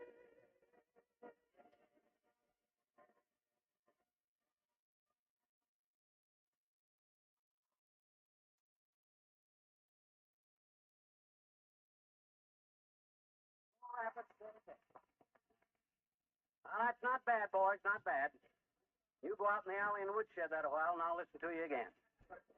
All right, the rest of you guys, get moving. We got work to do here. He got work to do, he says. He walks and he hollers. Hey, Kramer, I changed my mind on where to stand when I sing. I'm going to do it on the right side of the stage. You and Nielsen put the piano back where it was. What? But McGee, that thing Come on, boy, get your back into it. Time's wasted. Yeah, he... Wilcox, get them chairs set up, boy. This thing starts in a couple of hours. Yes, Chief. Hey, Doc, get me a match. My cigar's out. Yes, Chief. Snap into it, you guys. Come on now. You think I'm hollering just to hear myself holler? Yes.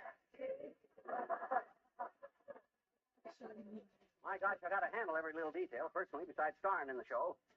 Now, Mr. McGee, may I rehearse it now? No, not now, Wallace. I'm busy. But, Mr. McGee, I need practice. The total modulations of the bobtail bunting are quite difficult, and I have to loosen up my larynx. Okay. Might as well get it over with. Get ready and do your work. Well, they're not. I'll give you an intro. I'll be the audience. Ladies and gentlemen, introducing the greatest living imitator of the bobtailed wingding, Mr. Wallace Wimple. That one is late. Thank you, Mr. McGee, and Brother Elk. Your careful attention, please. And I'll give you the call of the bobtail The one bunting. in front of you is more important than the one right above your head. Thank you. Applause. Oh, my God. Wallace, you'll murder him. That's Sure, out big. Thank you, Doctor. I'll go lie down for an hour now. I want to be as taut as a fiddle string when the time comes to get my own.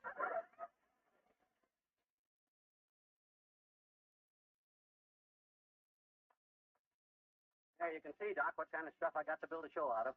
You can do it, my boy. We're counting on you. All right. Attention, everybody. We're going to take one more run-through. Now, here's what I want. After the band number's over, we'll fly the house straight, open the traveler, and close in with the tight, see? Then when I throw a cue, I want you to fade the foot, douse the house limbs, kill the teaser, toss out the tormentors, fly the proscenium, and smack me in the foot for the magenta spot.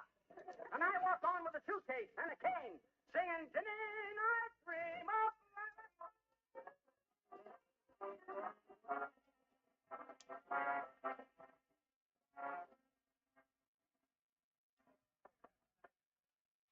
It's a breaking time, everybody. Set that flat right there on the table in front of us, Charlie. That's where McGee wants it. I hope everything works out all right, Harlow. Oh, me too, Doc. Where is the little dynamo? McGee, he went downstairs to get a drink of water, Wilcox. Oh, there he comes now. Oh. Well, fellas, finally got the show whipped into top shape. Like I told you I would. It looks good, my boy. It'd be a great show, but... Terrible thing happened. I've been working so hard and yelling so much trying to make a good job of this. My own voice is gone. Oh.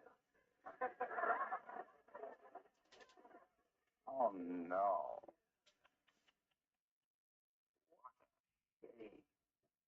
Yes. You mean you won't be able to sing Janine, I Dream of Lilac Time? Afraid not, Doc. What a shame. And you won't be able to tell any of them what you call yokes? The voice is gone, fellas. Nothing here. Nothing there. What a shame. You got any gargle on you, Doc? What? Oh, I left my satchel at the office, son. Oh. Why don't you go over to the drugstore? I'll give you a prescription. Yeah, gentlemen, follow me. I'll try.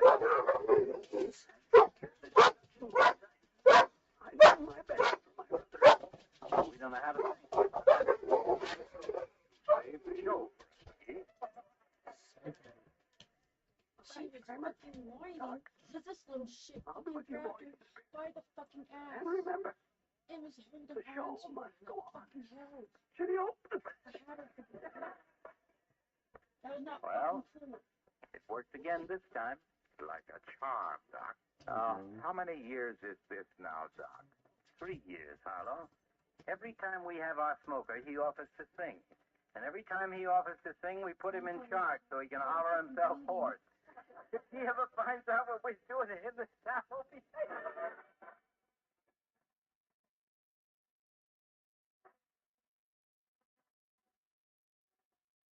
Fibber will return in a moment. Among the most important foods on the American table are those we spread on our bread, butter and margarine. And these are also among the most difficult foods to protect, so they reach your table at fresh-packed perfection. That's why so many famous brands of butter and margarine are packaged in Reynolds aluminum foil. Aluminum foil is absolutely odor-proof, prevents odor absorption, to which butter and margarine are so susceptible. Aluminum foil is moisture-proof and grease-proof.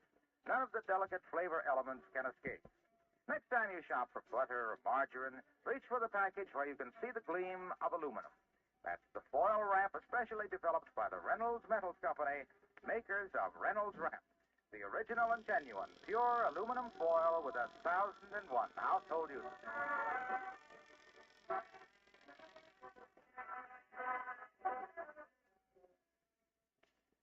Kramer said that over at the drugstore. Get a gargle, bud. Yes, he and Dr. Gamble both phoned, Mr. McGee. I have your gargle all wrapped. Compliments of Kramer's drugstore. Thanks, bud. Mr. Kramer said it was a real pleasure. Said to give you the dollar size, sir. $1, huh? I'll tell you what you do, bud. Just put this back and give me $1 worth of cigars. I'll go home and gargle some warm salt water. Yes, sir. Good night.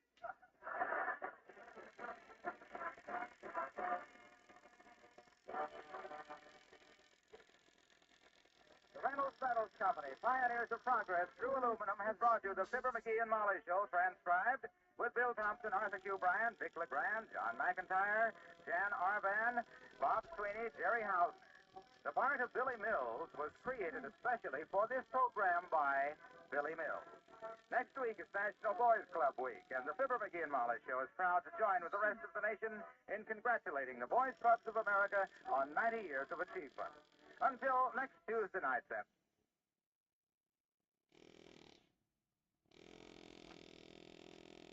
The Reynolds Aluminum Program with Fibber McGee and Molly.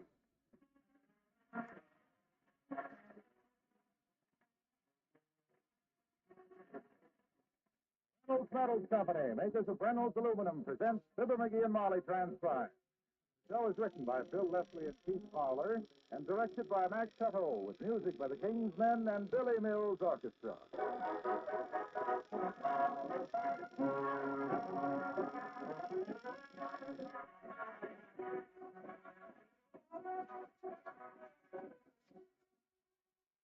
A question that is often asked about aluminum windows is, are they more expensive? Well, first, compared with top-quality windows of other materials, the difference is small, if any. But the big point is that rust-proof aluminum never needs painting.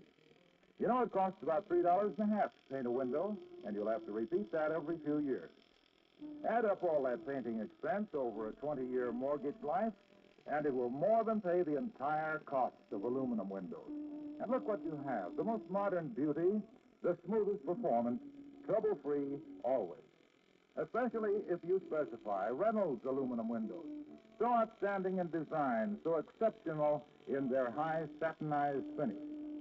Choose from the complete Reynolds line, casement, awning, and double-hung windows, including picture window combinations. Literature that you can show to your builder or contractor, write to Aluminum Windows, Reynolds Metals Company, Louisville 1, Kentucky. That's Aluminum Windows, Reynolds Metals Company, Louisville 1, Kentucky.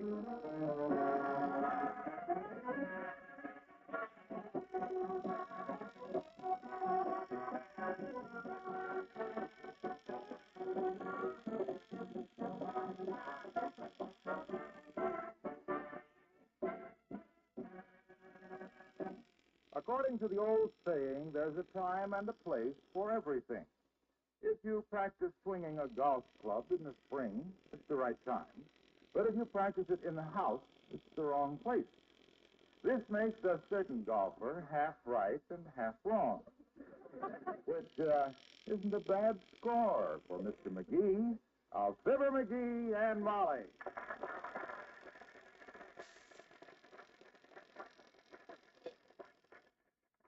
McGee, for goodness sake, put that golf club down. No, I'm not going to hurt anything, kiddo. I just want to show you my form. I see it, dearie. Getting a little potty, isn't it? No, I mean my golf form. I want to show you the power I get into my drive. I saw you drive last week at the golf course, McGee. Oh, did you? Boy, did you make the dirt fly. Well, I may have dug up a little dirt, but I look good doing it. Form is what counts.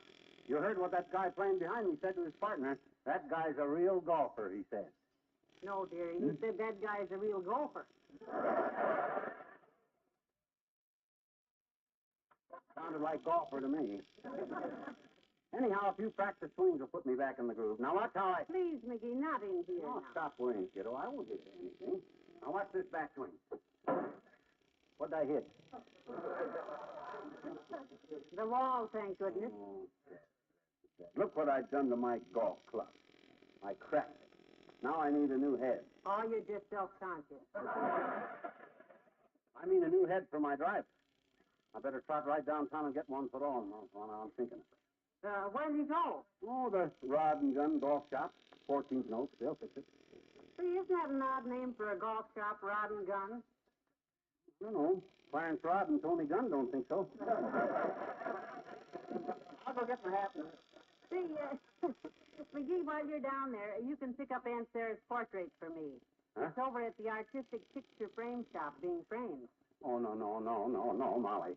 You're not serious about this.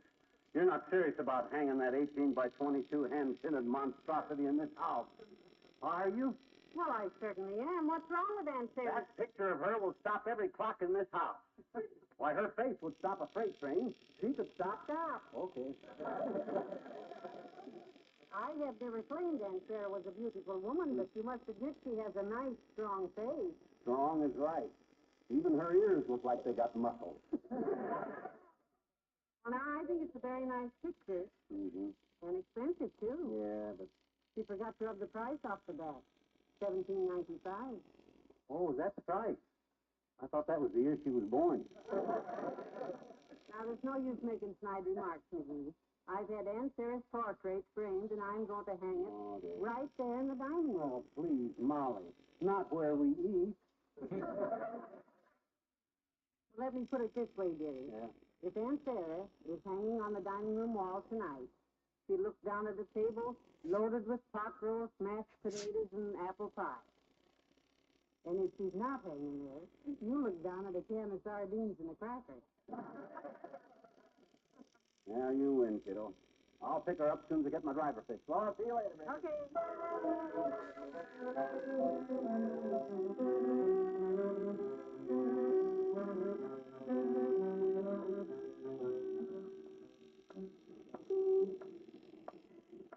How much is that dog in the window? The one with the birds in his tail. Well, can't stall much longer. Have to go into that shop and pick up Aunt Sarah's picture sooner or later, but I'd sooner pick it up later if I could. You know, that's the horrible... Hey, where you going? Wait a minute. Well, if it ain't the world's largest and baggiest physician, Dr. George Gamble. Hi, Flab. Hello, Drip Lips. I've heard an interesting rumor about you, Doctor. Oh? Is it true that you were turned down as state medical examiner on account of because you wouldn't dispose of your stock in general mortuaries?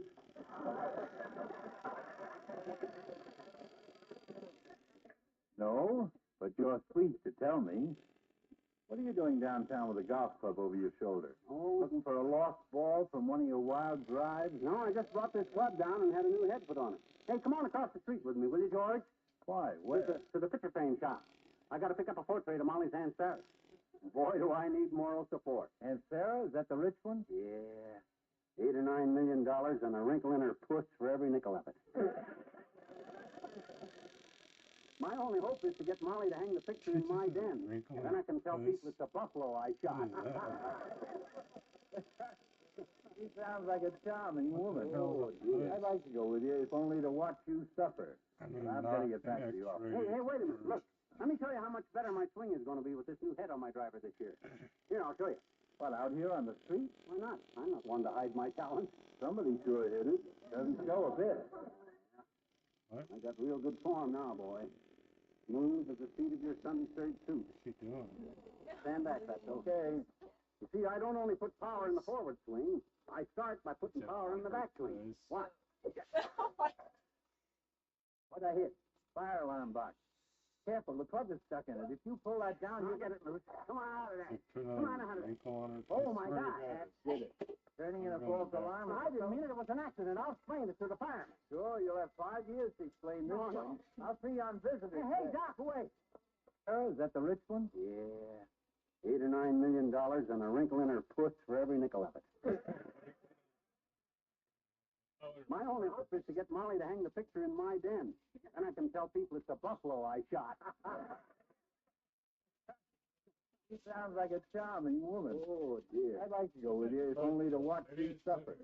I've got to get back to the office. Hey, wait a minute. Look, let me show you how much better my swing is going to be with this new head on my driver this year. Here, I'll show you. What, out here on the street? Why not? I'm not one to hide my talent. Somebody sure hit it. Doesn't show a bit. Yeah. I got real good form now, boy. Smooth as the seat of your Sunday serge suit. Stand back, that's okay. You see, I don't only put power in the forward swing. I start by putting power in the back swing. What? What'd I hit? Fire alarm box. Careful, the plug is stuck in it. If you pull that down, I'll get it loose. Come on out of that. Come on out of that. Oh, my God. That did it. Turning in a false alarm. I didn't mean it. It was an accident. I'll explain it to the fireman. Sure, you'll have 5 years to explain this one. I'll see you on visitors. Hey, Doc, wait. Oh, that rat. Deserting the ship when I'm sunk. Oh, well, nobody saw me turn in the alarm. No, I'll just sneak away and forget. Hey, you! Oh, my God, no, I'm getting out of here fast. Hey, you stay where you are. I saw you turning that alarm. You stay where you are, my freedom-loving clavicle. He ain't going to put me in jail. I'm getting out of here.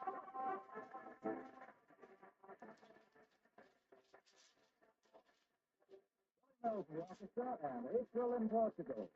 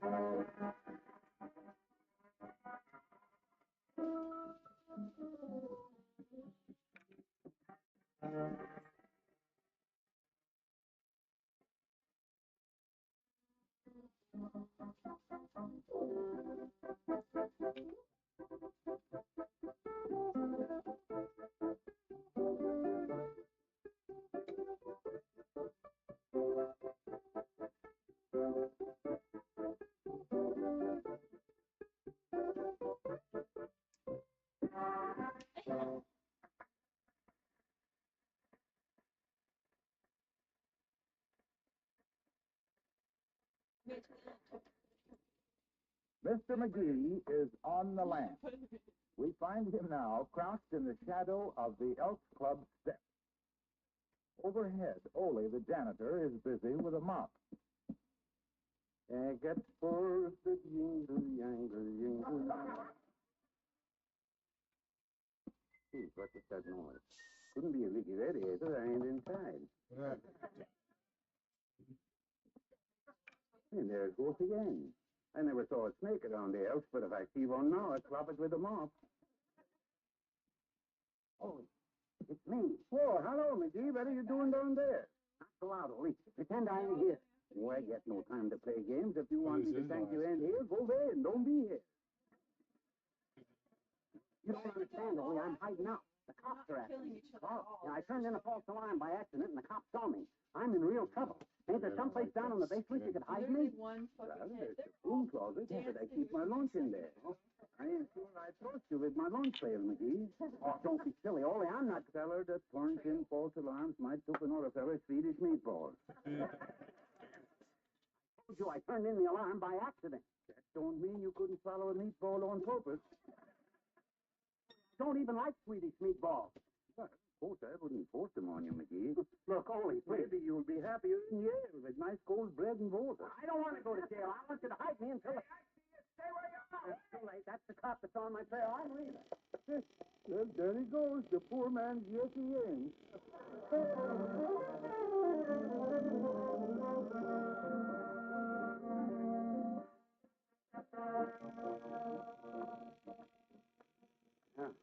Took him again. Maybe if I just stay on the street and mix with the crowd, he won't spot me. Hi, Fred. Oh, hi, Maid. Where's Mom? Home. Resting? Cooking. Oh. Where's Mort? Pool. Swimming? Shooting. Oh. Bye, Fred. Bye, Maid. Oh.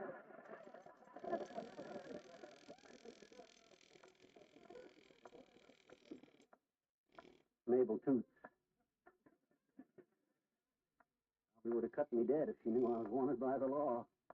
My gosh, this sneaking around. Well, hello there, pal. Oh, hi, Junior. I'm glad to see you, boy. I got trouble. Oh, what's wrong, pal? Well, I'm on the lam. I turned in a fire alarm by mistake, and the cops are after me like a flock of hungry ducks after a June bug. Maybe you can help me, Junior. Pal, you came to the right man. Good. I have a friend who'll take care of you. He'll put you in a safe place. Oh, that's great, Junior. Great. Where'd you live? Where'd you live, this train? Right near 10th and Pine. Something fine. Yeah, I don't remember the number, but you can't miss the house. Yeah. It has striped awnings on all the windows. Oh, on his strike, yeah. Beautiful aluminum awnings, Oh. pal. Made of Reynolds aluminum. Yeah, oh, okay. The Reynolds Metals Company, you see, supplies most all of the leading awning manufacturers. Yeah. And those aluminum awnings are beautiful. Sure, but your friend... They're so gay and colorful. Make a house look bright and cheerful. Yeah, but what that's got to do with And the guy? aluminum awnings. Aluminum awnings, you know, can be adjusted to let in light and air while they keep the hot sun out. Well, never mind about keeping the hot sun out. I'm hotter than a homemade pistol right now. All I want to keep out is the cops. Will this guy cover for me if the cops come on account of because if you... Oh, now, wait a minute. Don't worry. He'll cover for you like those aluminum awnings cover the window. Boy, what an improvement they make in a house. Yeah, but the guy... And they're a permanent improvement, too, because aluminum does not rust. Yeah, what the guy... Aluminum awnings stay on your house the whole year round, protecting you from snow and rain. Oh, what's his name, Junior? What's his name? Who? Your friend. Oh, my friend at 10th and Pine? Come on. Lieutenant Stein of the police force. Police? You said he'd put me where the cops wouldn't find me. Right. What cop would think of looking for you in jail? Hurry on with it, pal, and good luck.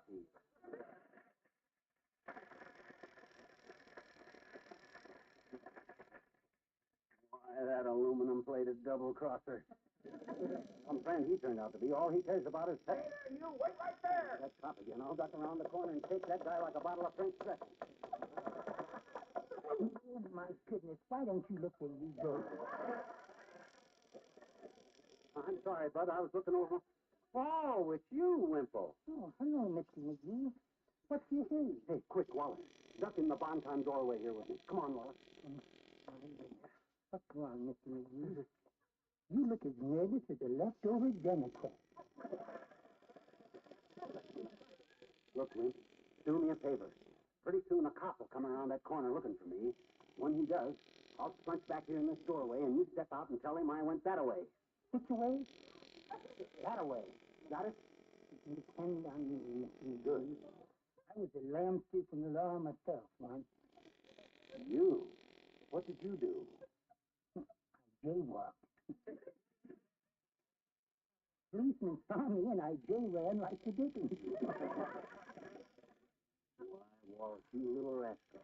I hope your policeman gets here soon. Yeah? I'm due at a meeting of the Western District Bird Watchers to give a talk on the feeding habits of the lower Florida wetback.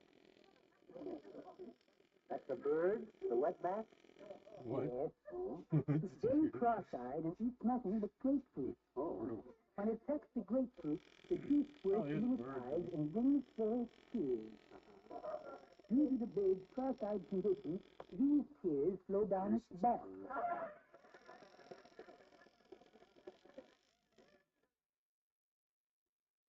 Hence the name Wet Back. That's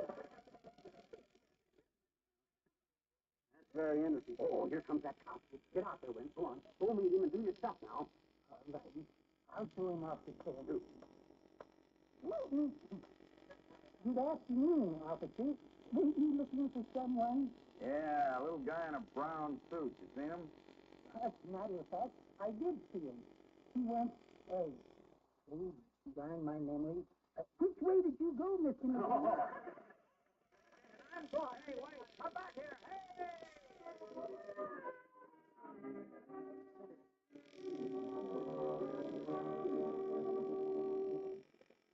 If I sort of crouch down here behind the magazine rack, Kramer. McGee? Oh, hi, Kramer. Get away from those magazines. This is a drugstore, not a public library. Believe me, Kramer, I'm in no mood for reading. I just Well, came then in go here. on home. Your wife's called here twice asking if I'd seen you. Oh? Says you're wandering around with a picture of her Aunt Sarah. Have you got it? Not yet. Can I go out through your back door, Kramer? The back door. Why? Well, what would you say if I told you I was in trouble? Why, I wouldn't say a word. No? I'd just give a merry laugh. Oh, yeah? Well, that's what I thought. Well, get set for a guffaw. I turned in a false alarm by mistake, and a cop's chasing me like I was Billy the Kid. Can I duck out through your back door, Kramer? Well, I don't mind doing a favor for a customer. A cash customer, that is. Oh, blackmail, huh? I can't sneak out unless I buy some of your shoddy merchandise, huh? Okay. Like You got me in a Agnes, bind. the shadows. I'll buy a cigar. Oh, no, I have something special for you. This handsome inlaid Chinese checker case. Oh, no, not that hunk of junk, Kramer. You've been trying to unload that thing for 2 years. Yes, nobody seems to appreciate its beauty, but you do. How much? It's been reduced to $7.98. Okay. But I'm going to let you have it at the original price of $15. Oh, no. By George, I won't do it. Is that the cop who's chasing you, the one just crossing the street? Yeah, that's him, and I just bought a Chinese checker table. I knew you loved nice things. You know, I haven't got the cash on me. Is it okay if I sign an IOU? Of course. Your name on an IOU is legally binding. Here's paper and a pen. Yeah. By George, Kramer, you ought to wrench your heart out to crack walnuts with. Here's the IOU. I'll pick up the table later. Thanks, McGee. The cop just stayed in the front door. You better leave. Yeah, it's a pleasure. So long, Shylock.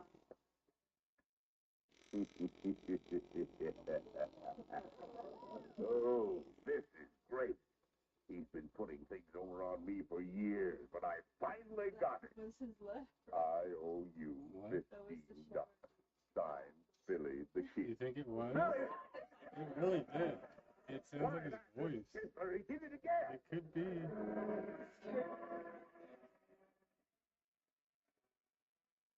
They actually have a show. Kingsmen, and by Shadow Cannibal. Crossing one of the mystery shows. Fibber McGee and Molly. Sure. It's like something driving down a rainy road. Sound of kisses floating on the breeze. One, two, come, and some dialogue. Where would you like to spoon? My shoe with you underneath the silvery moon. By the light of the silvery moon, I want to spoon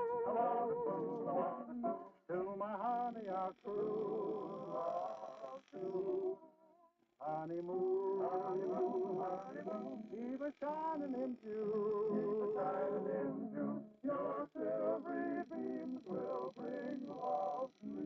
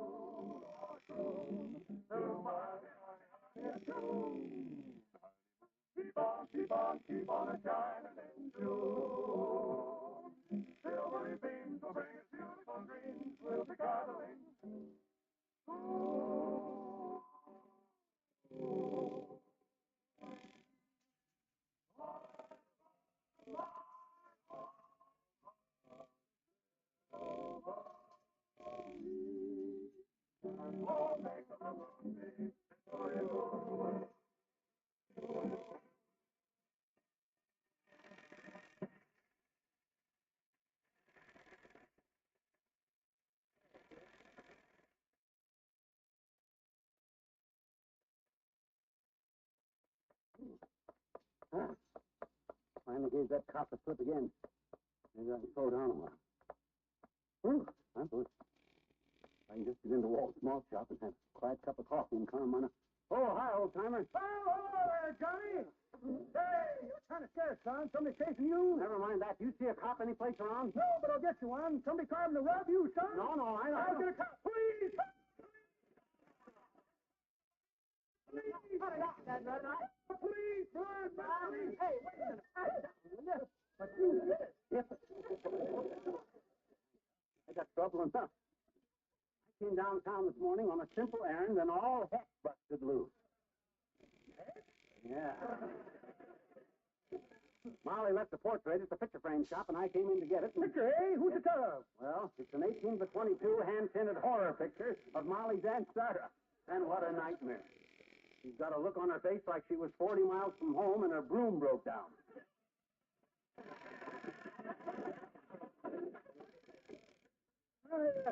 I think I met her at your house, Johnny. I probably did. Is that the one that when she smiles, it looks like she's getting ready to play a trumpet solo?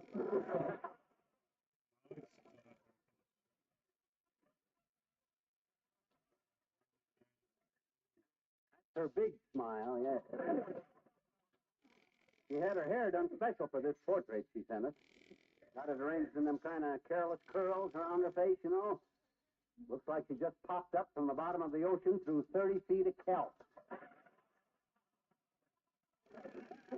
I tell you, boy, hey, look. I'm afraid to stand out here in the open. Come on into Walt's small shop with me, will you? Well, I'd love to, Johnny, but I got to go to meet my girlfriend, Bessie. Oh? Taking her out to dinner tonight. Yeah, out to dinner. Where are you taking her? Over to her sister's house. Come on.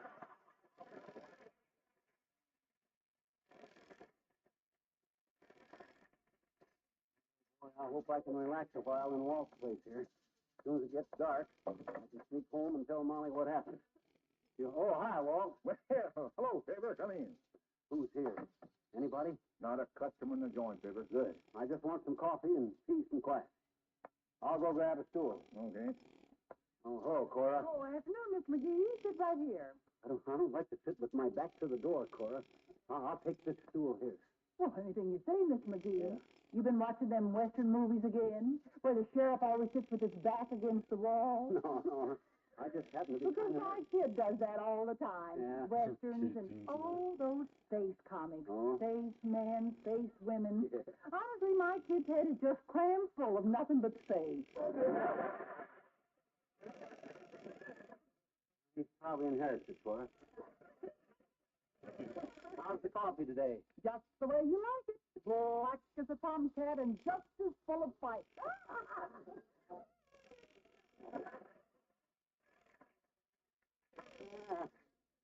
Oh, that's Cora. She's quit. I wish Mom was down here so I could go home with her. Instead of having to sneak up alleys, you know. Aha! There you are, Mister at last. Oh, my gosh, that copper. Hey, what'll I have? I've been after you all day, Mac. Okay. Okay, you got me. I'll go quietly. Put the cops on me, Copper. Put the cuffs on me, Copper. No. What goes on here, Monahan? Don't go arresting my customers. McGee's an innocent man. Oh, that's telling him, Walt. Nobody's arrested anybody, Walt. Huh? I've been trying to catch up with this man all day. Want to congratulate him on his quick thinking. What? You know what he did, Walt? What? He spotted a fire at 14th and Oak today and turned in the alarm before anybody else even saw the place. That's right. The fireman got in there and saved everything, thanks to Mr. McGee.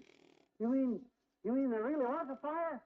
I mean, yeah, boy, that really was a fire. There, you betcha. Could have been a bad one. Yeah. It was mighty quick thinking, McGee. Well, you see, I'll tell you what happened, Walt, was, you see, I was down at 14th and Oak and I smelled smoke, see? Right. So quick, I turned the alarm in and then my gosh, I'm not one to hang around and take a lot of bows just for doing my duty, so I beat it. Gee, he's a real hero, Walt. There's nothing any red-blooded American boy couldn't have done. Where, exactly where was the fire, officer? I only smelt the smoke. I didn't look to see where it was coming from. The artistic picture frame shop. Picture frame shop? That's right. They claimed if you hadn't been so quick with the alarm, every picture in the joint would have burned up. Complete. Oh, You mean after I kept it from... Oh, I'm so impulsive.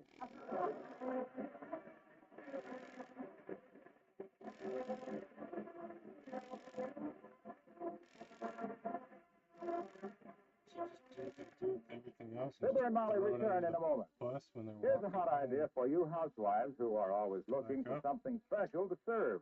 It's Fucking hot wind. garlic bread. You take a loaf of French Always bread and cut catches 3/4 inch the- slices, not quite through to the bottom crust.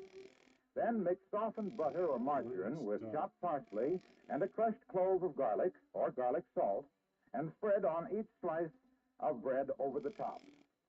And spread on each slice and over the top. They're telling you to Now make wrap the garlic whole bread. loaf in Reynolds wrap, leaving the aluminum foil partially open at the top so the steam can escape.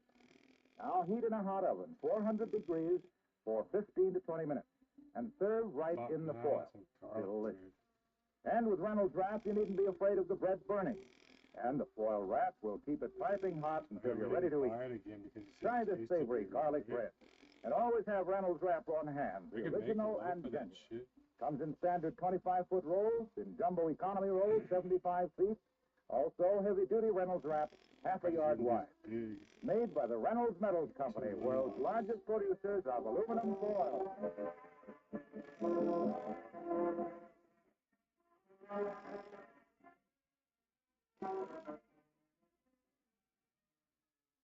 Okay, Molly, okay. Got to have this picture event there in the dining room. I'll hang it there for you. Well, thank you, dearie. But I still don't think we ought to hang it facing the kitchen. I don't care which way it faces, just as long as you hang it in the dining room. You say that again, kiddo. I said, as long as you hang it in the dining room, I don't care which way it faces. Good. Hand me the hammer. Which way are you going to hang it? Facing the wall. Oh. Good night. Good night, all.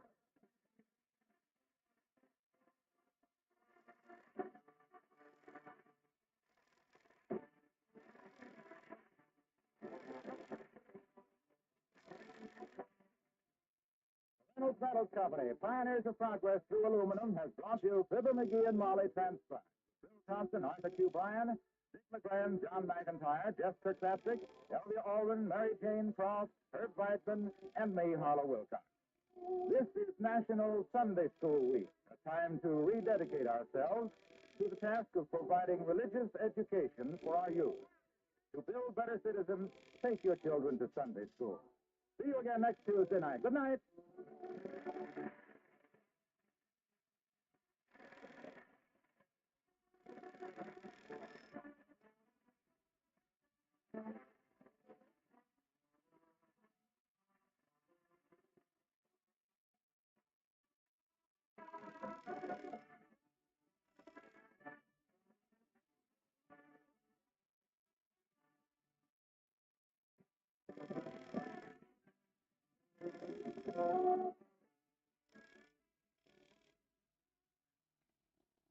The Reynolds Aluminum Program with Fibber McGee and Molly.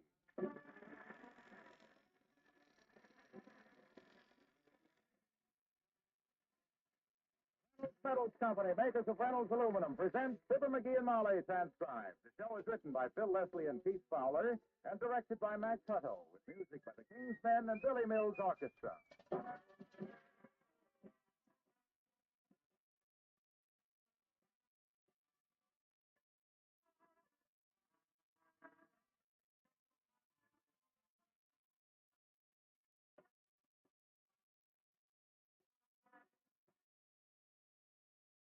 Did you ever stop to think that the heat of the sun travels more than 90 million miles to reach the Earth, yet it can burn your skin? That's because sun heat is radiant heat, actually heat rays that travel with the speed of light. But aluminum reflects radiant heat up to 95% of it. That's why Reynolds aluminum reflective insulation is so effective.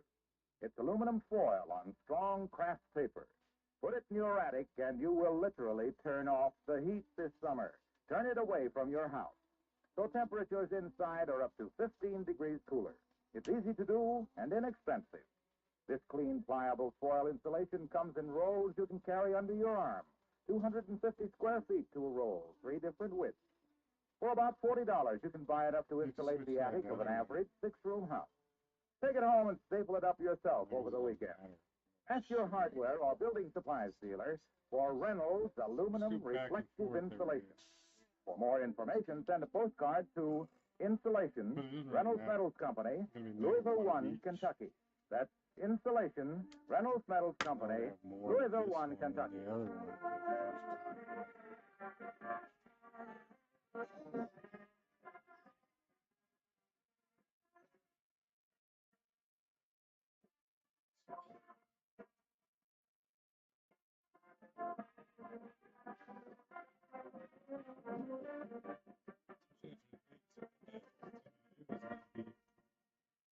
Back when little Molly Driscoll was being courted by the kid with the high-button shoes and peg-top pants, he used to sit on her front porch by the hour and beg her for a kiss.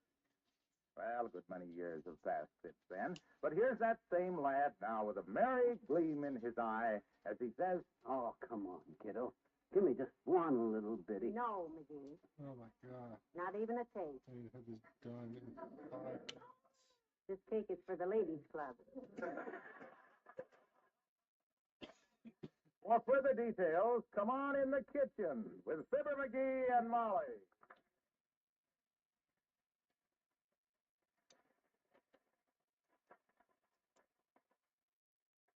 So I promised Mrs. Bradley I'd bake this cake for the meeting, dearie. Uh-huh. Hand me the Reynolds wrap there, will you? Here you are. Well, my gosh, Molly, wasting that cake on them women is, well, gee whiz, that's cruelty to animals, you know it? Animals? Sure, you're treating me like a dog. You do like devil's food cake, don't you, sweetheart? Yeah, if I do, if you make it. There was only one time in my life I ever turned down your cake, and that was the night I was playing poker. I don't remember that. I needed a 2 of hearts or a 2 of clubs to win with, and I knew I couldn't get them if I ate that devil's food. Why not? My gosh, you've heard the old saying, you can't eat your cake and have it too.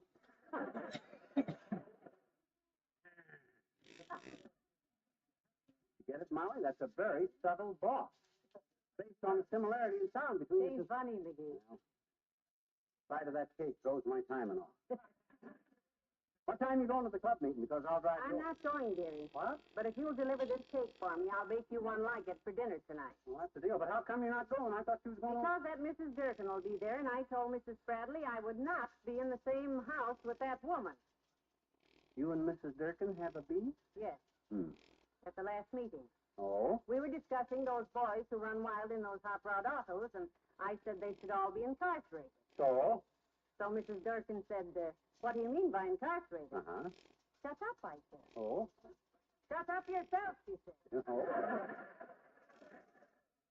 Off your head, I said. And we haven't spoken since.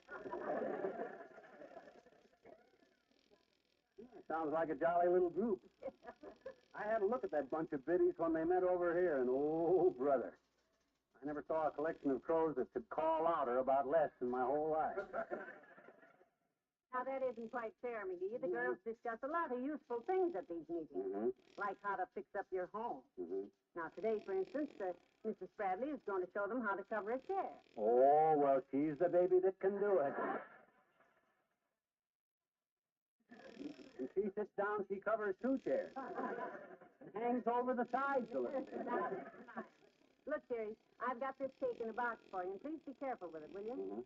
Hand it to Mrs. Bradley personally, huh? Careful, my gosh, kiddo. When you send me on an errand, you know perfectly well it'll be handled perfectly well, don't you? I hope so. You betcha. You didn't do so well at the bonton yesterday, though, did you? Well, that was a kind of a... I told you what I wanted and even tied a piece of white thread around your finger so you wouldn't forget. But you did. You know, I still can't understand that. I got to that bonton and looked at that white thread on my finger, and my mind just went blank. You remember now what I wanted? Sure, white thread.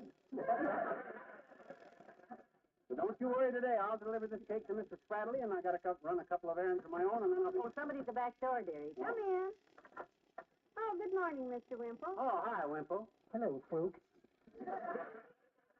I was just cutting through the alley, and I thought I'd drop in. Well, pull up a chair, Wimp. What's new, boy, besides that lump over your eye? Oh, my goodness. How'd you ever get that bump, Mr. Yeah. Winkle? His Oh, wife it's is sort of an really accident, Mr. shit. McGee. Just a slip of the tongue, really. Mm-hmm. You said something you shouldn't have? Yes.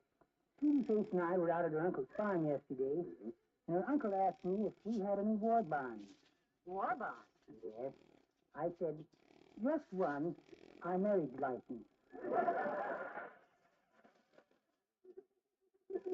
Sweetie Face was moving a wagon at the time, and I quick said, it was just a slip of the tongue, dear. And she said, so is this, and she let go of the wagon top.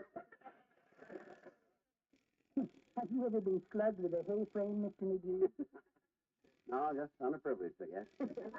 Now, look, Wimp, I got to take a cake over to old Lady Spradley for Molly. You want to come along for the ride? Oh, I'd love to go, Mr. McGee. What time's the cake have to be there, Molly? No special rush, dearie. Anytime in the next couple of hours. Good. Okay, Wimp and I better get going. I got a letter to mail, and I'll run it out to the airport, and then we'll drop off the cake.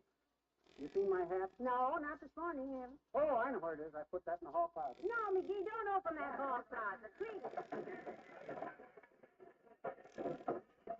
I'm gonna make a signature.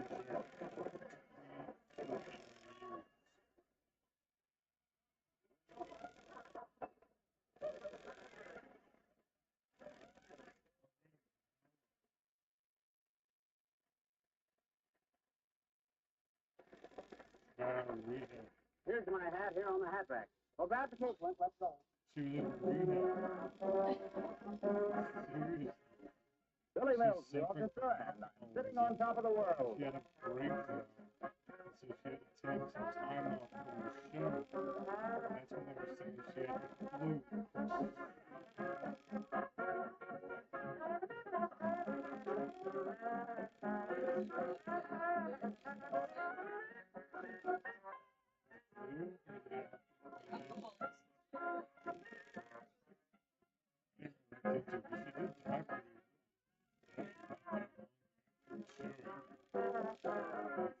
She fucking drank or something. Might have been pretty bad. But let's just say rehab didn't work. She did a pretty good job.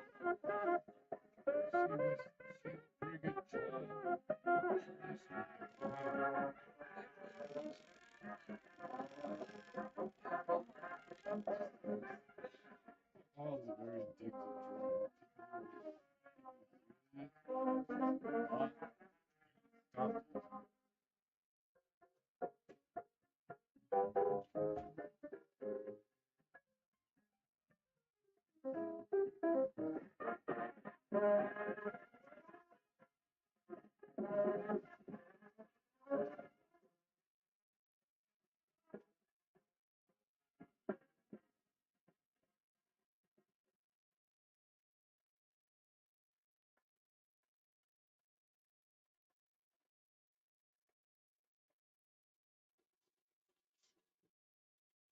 Take a look and see how that cake's riding back there, will you, Wimp? Won't fall off that back seat, will it? Oh, it's riding fine, Mr. McGee. Good. Say, could we stop at Kramer's drugstore for a minute? We're nearly there. Sure. What do you want to get in Kramer's? A roll of films I had developed. Oh? Some pictures I took last week of my closest friends. Yeah? Who are they? Hoot owls, mostly. Been busy with your bird watching again, have you? Yes. I've been very fortunate lately. Oh? Just yesterday, I spied the first speckled question bird of the season. The first what? The speckled question bird. Oh? He's called that because his cry sounds like he's asking a question.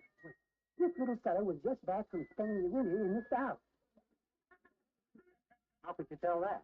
Oh, that's easy. The speckled question bird usually says, Zatu, Zatu, Zatu. But when he's just returned from the South, he says, Shomer, Shomer.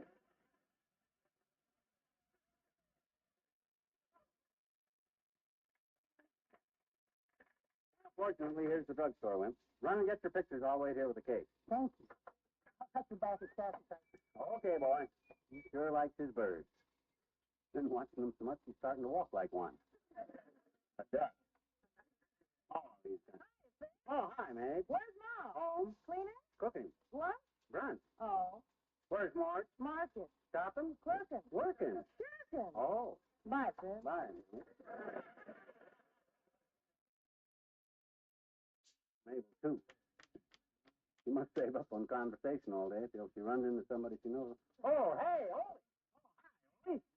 Hello, McGee. What you doing down there? Oh, I'm waiting for Wimp. What's new at your house, boy? Anything? Well, the only thing is new is our daughter Christina gets married pretty soon. Oh, fine. Her and her fella been looking for a place to live that don't cost too much. Mm-hmm. Any luck? Well, yes, they decide to take a nice large room with 2 closets, cooking beverages, steam heat, 1 block from the boat line, and fresh linen twice a week. Hmm. Is it all right? What's it going to cost them? Not 1 red cent. It's all spare bedroom. Oh. I see. The missus hoped Christina would still be married, but that dinner is just ridiculous. Can't the guy she's going to marry afford a place of his own? Not until he finds a job that suits him. What's he do? He's a waiter. Oh, he works in restaurants. No, he used to wait for a job that suits him. Oh. Hard to please, eh? Well, ordinary job ain't good enough for him because he went to college and he got an AB. Mm-hmm. That stands for Artistic Bachelor. Yeah, yes, I know. But pretty soon he won't be a bachelor, and then the AB will stood for always broke. Sympathy, Ollie. Oh, well, all the news ain't bad. My boy Larcy gets out of the Navy and he comes home now to stay. Oh, that's great. I'll bet he's really doing the town. No, he ain't left the house even once. Why not? Well, you see, he gets used to those tight sailor breeches. Mm-hmm. Now, when he puts on regular clothes, he feels like his pants is falling down.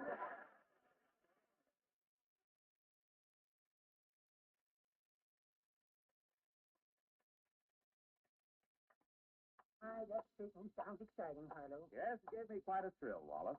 Oh, hello, pal. Hi, Junior. I met Harlow in the drugstore, and he has a wonderful piece of news. Tell him, Harlow. Big stuff, Junior? Well, I'll say it is. Tell him, Harlow. Yeah, let's hear it. Must be sensational. well, I'll say it is. Tell him, Harlow. What's the story, Junior? Tell him, Harlow. Pipe down, Wimp. Let him tell me. My goodness, I was only being sociable.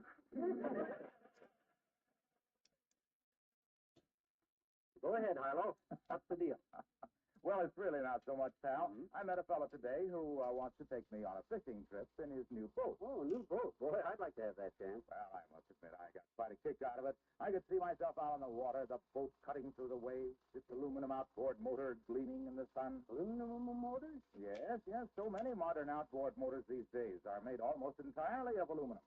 Reynolds aluminum. Is that so? Well, when do you go on the boat? The cylinders, cylinder blocks, pistons, connecting rods, crankcase, and fuel tank are all aluminum on these motors. Well, when are you going on the boat? Cuts the weight of an outboard motor in half. And boy, is that important. Sure, but when are you going on the boat? More and more boats, too, are all aluminum. Yeah, I know. Reynolds Lifetime Aluminum, including aluminum bolt hulls in one piece. When are you going on the boat? That means the boat streamlined in look, streamlined in weight, and streamlined in price. When are you going on the boat? Because aluminum costs no more today than it did before the Second World War. Junior, before I start the first McGee-Wilcox war, when are you going on the boat? Oh, I'm not going.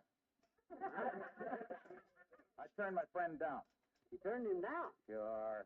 Come to find out, this phony didn't have an aluminum outboard motor boat at all. Just a plain old 200-foot mahogany yacht. Huh. See you later. You think I'd go with him on that thing?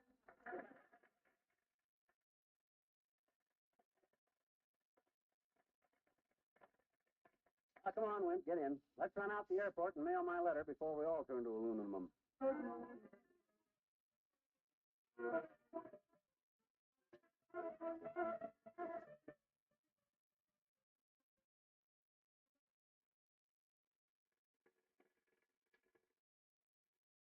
Don't you love the airport, Mr. McGee? Yeah. Let me mail this letter before I forget it. Oh, it's so exciting. Sure is. People going places and coming back. And those people going and the people that weren't coming back. And the people that came back going. Dr. Gamble coming this way. Huh? Oh, my gosh, Doc Gamble. Hi, Fatso. Well, greetings, bull puss. Where are you going? I hope. Just out here to mail a letter, Docky. I just shot it down the chute. I'm out here with him, Doctor. Oh, hello, Wallace. Must be a pretty important letter if it took 2 of you to see it off. Yes, it was, Doctor. Well, what was it, Miss Lynn? Gas bill. A little late with it, and that's why I took a gas bill. The 14th and Oak. Where else? I'm overdue with it, and I thought I'd better hurry it up, so I airmailed it. How do you expect that to hasten it? Well, don't ask me. All I know is if you want a letter to get there fast, you airmail it. Right, Wallace? Oh, yes, Doctor. Always. I see. Fellas, does Molly know you two are running around loose without anybody looking after you? Because Wait a minute. She knows where we are, George. I got a cake in the back of the car there, and I'm delivering it to old lady Spradley for her as soon as I leave here. Well, I'd better be leaving too. Yeah? I'm on my way over to Ken Darby's house to treat him for falling hair. Oh, you got that. Gotta pick up some splints and bandages at the drugstore. Splints and bandages Yep. for falling hair? Yes, his wife found the blonde hair that fell on his shoulder.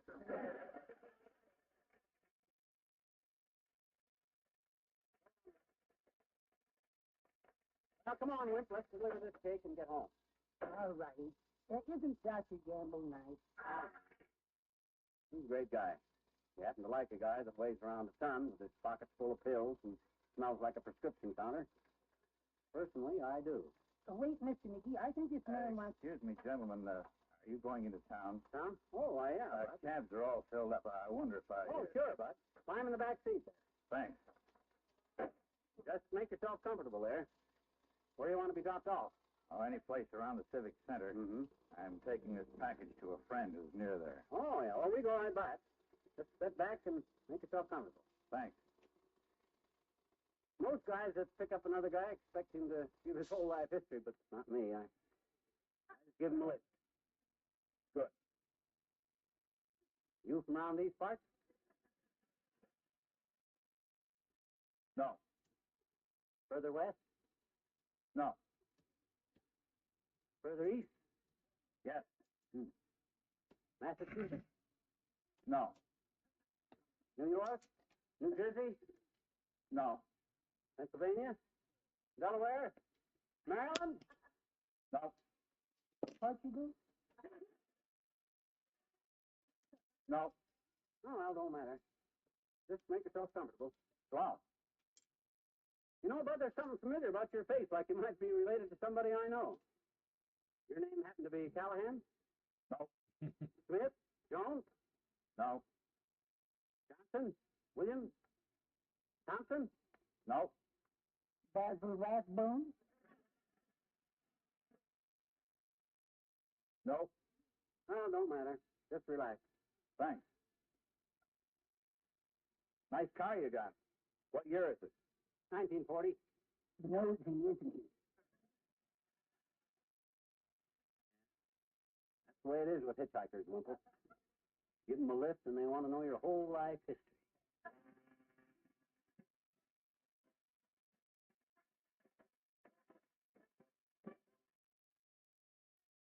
The King's Men, and the leader doesn't like music. Our leader is, to say the least, the most peculiar fellow.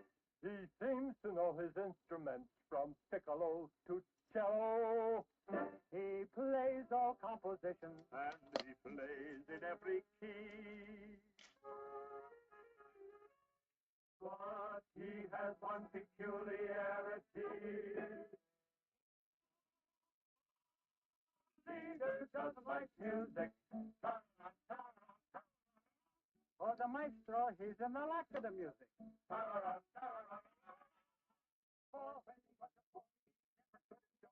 Fun that the other fellows had. His father, who was very stern, said it's music you must learn, and that's what really made him mad.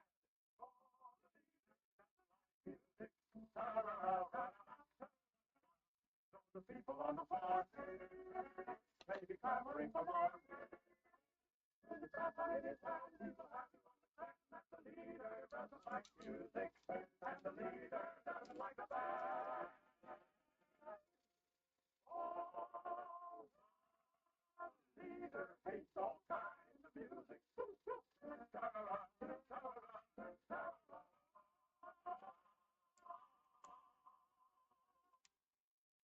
He doesn't like it sweet.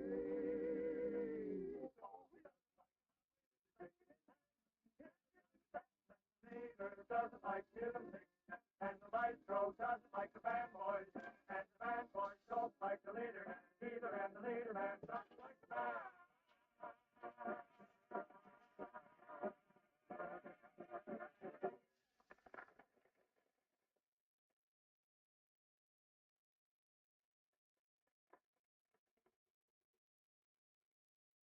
Old Lady Spradley's house is along here someplace, Wimp. I'll help you watch for it, Mr. McGee. Good. Hey, that was kind of a nice guy we brought in from the airport, wasn't he? Oh, yes, quite pleasant. Mm-hmm. What did he say his name was?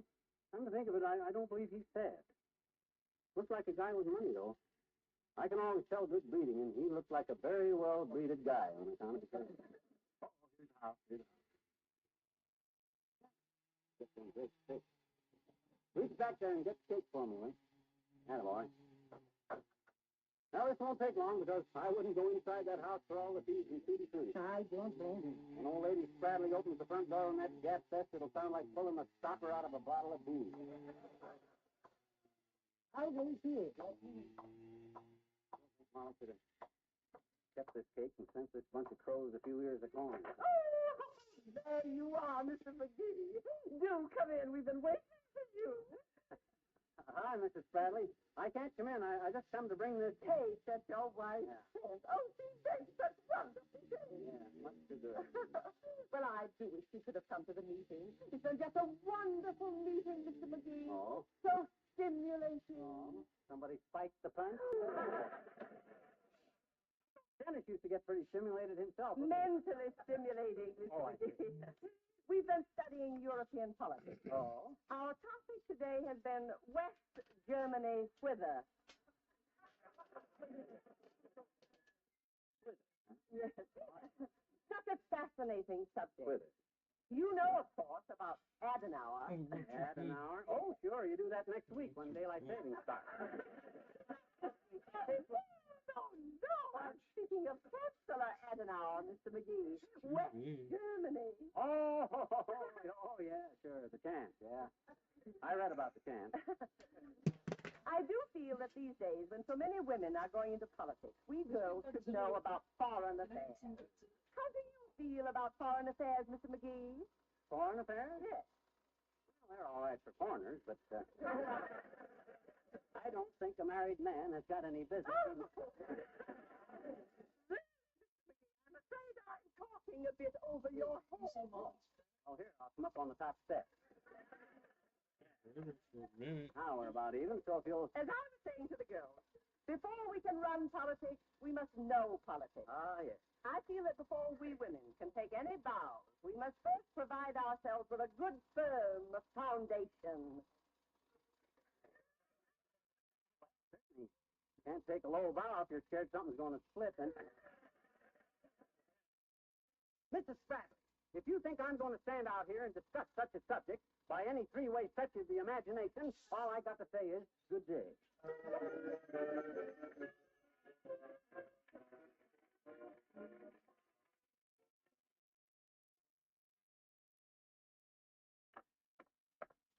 All I want to do with you, I will jitterbug with you. Molly, I'm home. Hello, dearie. Everything all right? Well, Nat, me and Wimp run a couple of errands and then delivered your cake to Mrs. Spradley. Right on time. Good. Evening paper come yet? Oh, here it is. Yeah, that cake probably was the hit of the party, you know. Mrs. Bradley called me to say it did cause quite a sensation. Well, it should have. You make the greatest. Hey. Oh, my gosh, Molly. What is it? Did you see this story in the paper? This picture? This public enemy they caught today? Bullets brown? Oh, I saw the picture. I didn't read what it Holy smoke. Me and Wimple.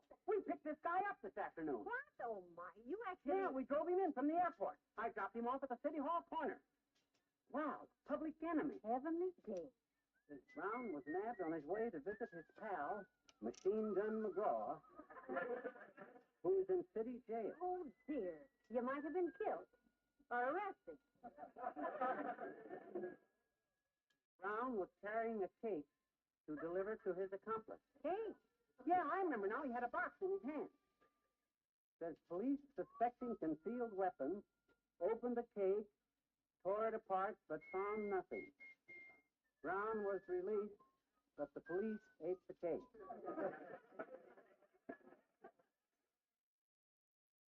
That explains it. Huh? Mrs. Bradley said the cake you delivered looked lovely. Yeah. Said everybody was talking about it, but why did I bake a file and 6 hacksaw blades in it? Well, why did you, Molly? That's a silly thing.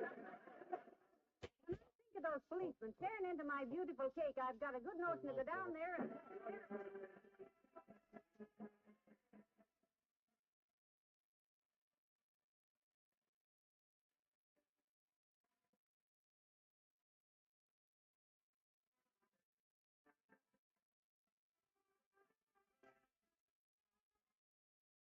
Fibber and Molly return in a moment.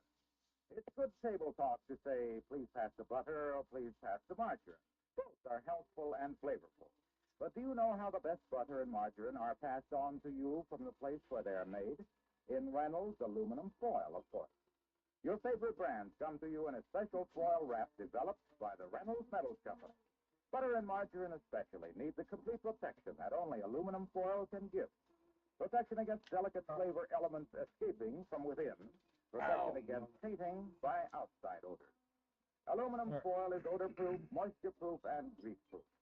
So next time you shop, make sure you choose margarine and butter in the gleaming foil wrap. It's the superior food protection you know so well from your own use of Reynolds wrap. The original and genuine, the pure aluminum foil in kitchen rolls.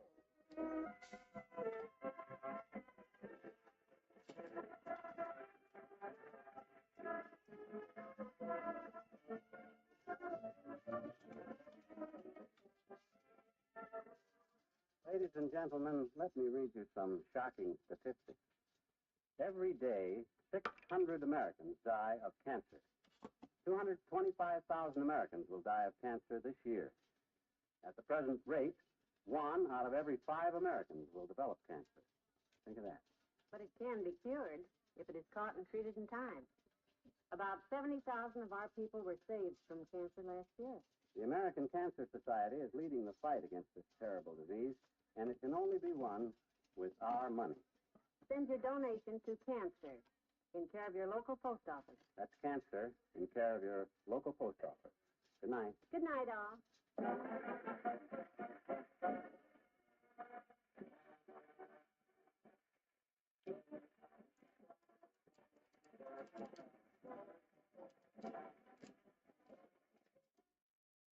Reynolds Metals Company, pioneers of progress through aluminum, has brought you Fibber McGee and Molly transcribed. Bill Thompson, Arthur Q. Brand, Dick LeBrand, Myra Marsh, Tyler McVeigh, Mary Jane Croft, and me, Harlow Wilson. Don't forget to see Mr. Peepers, starring Wally Cox on NBC Television. The Reynolds Aluminum Program with Fibber McGee and Molly.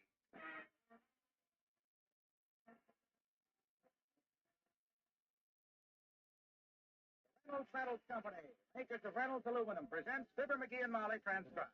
The show is written by Phil Leslie and Keith Fowler and directed by Max Hutto with music by the King's Men and Billy Mills Orchestra.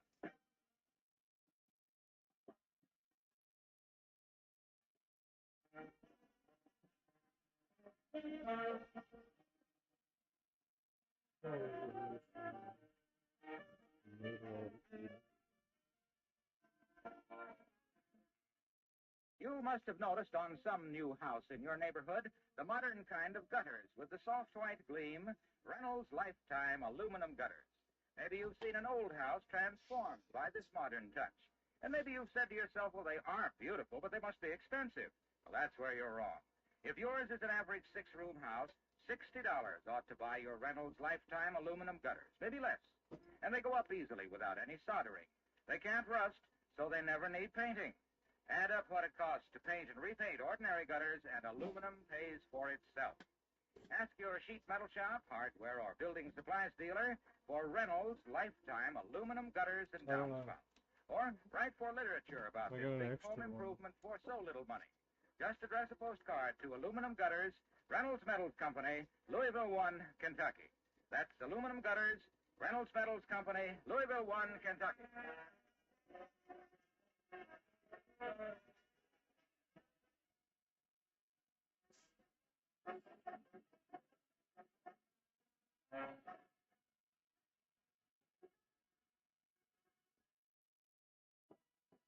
Here is a man who has just gone through a terrifying experience.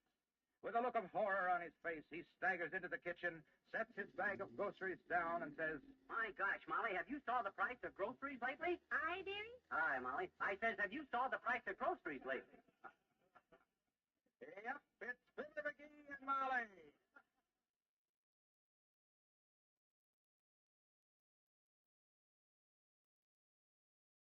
Granted, every time I go shopping, I get madder and madder. I'm burned up like an old love letter. Now take it easy, sweetheart. You're not used to the prices, you see. Yeah, look at that bag of grub I paid $15 for. I could carry that in the palm of my hand and have enough room left over for 2 turtles and a tennis ball. Except tennis balls have gone up, too. Well, let's face it, lover, everything has. Yeah. You know, since the taxes went up on the beauty shop, they doubled the price of mud packs down there. Oh? Yeah. Mabel Toops could only have half her wrinkles taken out yesterday. You'll never miss them.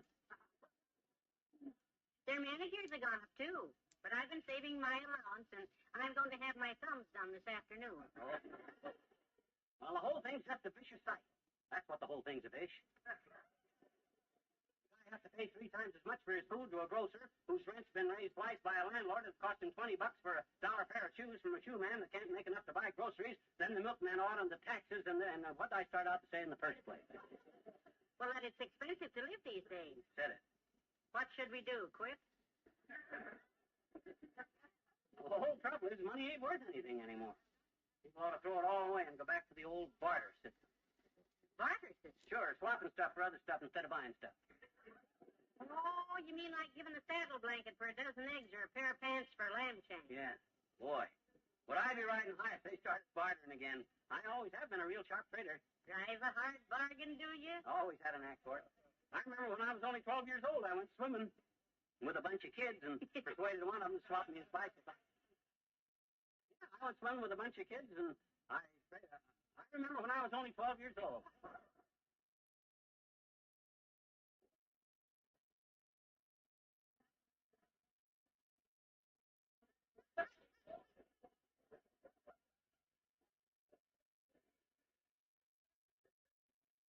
I was only 12 years old.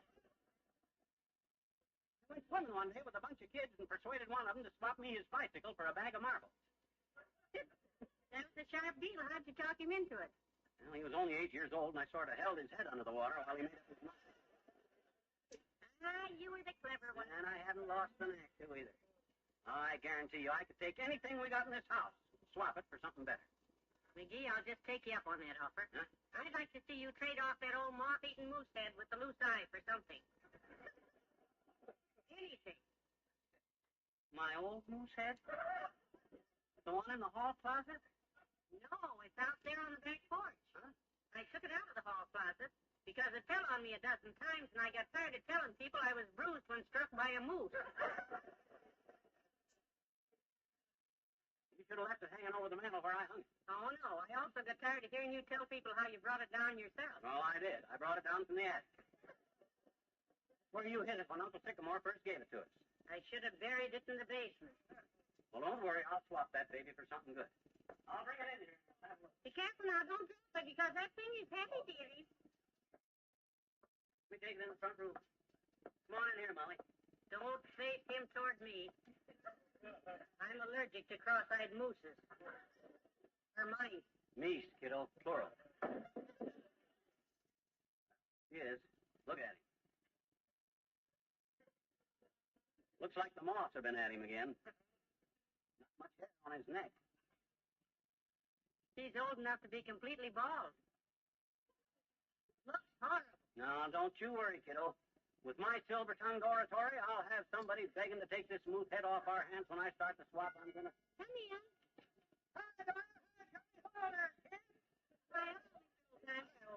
Who's that on the floor, kids? Anybody we know?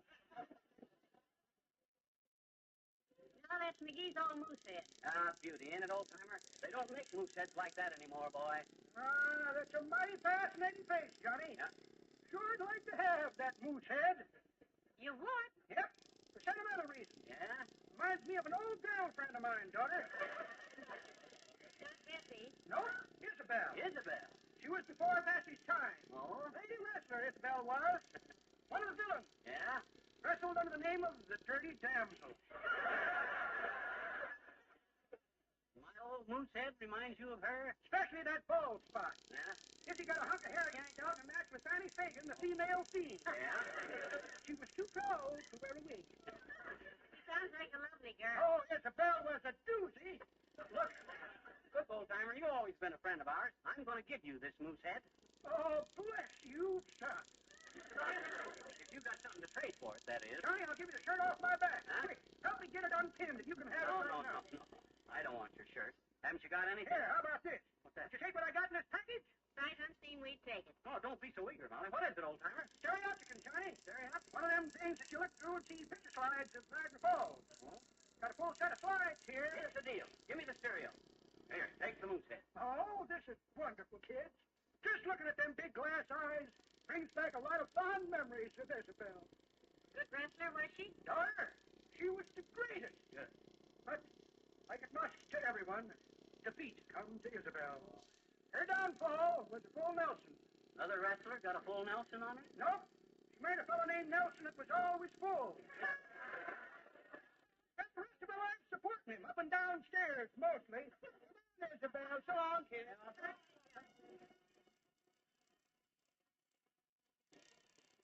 Billy Nelson, the orchestra, and Doggy in the window.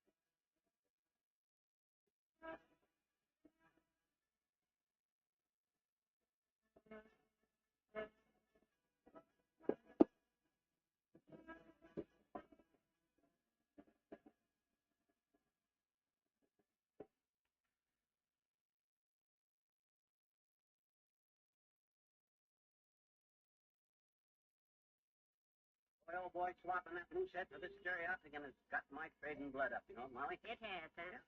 Want me to go on down to the beauty parlor with you and trade him out of a hairdo? No, thank you, dearie. I'll just pay cash. Okay, if you want to do it the hard way. From here on, anything I want, I'll swap for. This takes me back to the days when I used to swap with old Pop Hopper back at Pop's Swap Shop in Peoria. I never heard of that. I never told you about the swap and cop in the case of the Pop back at Pop Hopper's shop in Peoria. Say that again. I never told you about the swap and cop in the case of Pop back at Pop Hopper's shop in Peoria. You never did. Well, lean against that lamppost, baby, and I will. You see, old Pop Hopper was a tip-top swapper, and Pop's Swap Shop was top. Good, huh? The best. Down on the corner close to Pop's shop was a copper known as the Swap and Cop. Oh? But the downtown shoppers kept the copper too busy to swap with old Pop Hopper, so I used to swap between the cop and Pop, and I done some real smart swapping. I used to go to Pop's shop and swap Pop a mop or a busted top for maybe a bottle of raspberry pop. Then I'd take the Pop to the Swap and Cop and swap him the pop for popcorn. Very clever. Then I'd take the popcorn back to Pop Hopper and make a swap with Pop Head Swapper for another bottle of pop, take the pop back to the cop, swap it for popcorn, swap the popcorn to Pop for pop, till I finally swapped so much pop to Pop Hopper I just pooped out completely.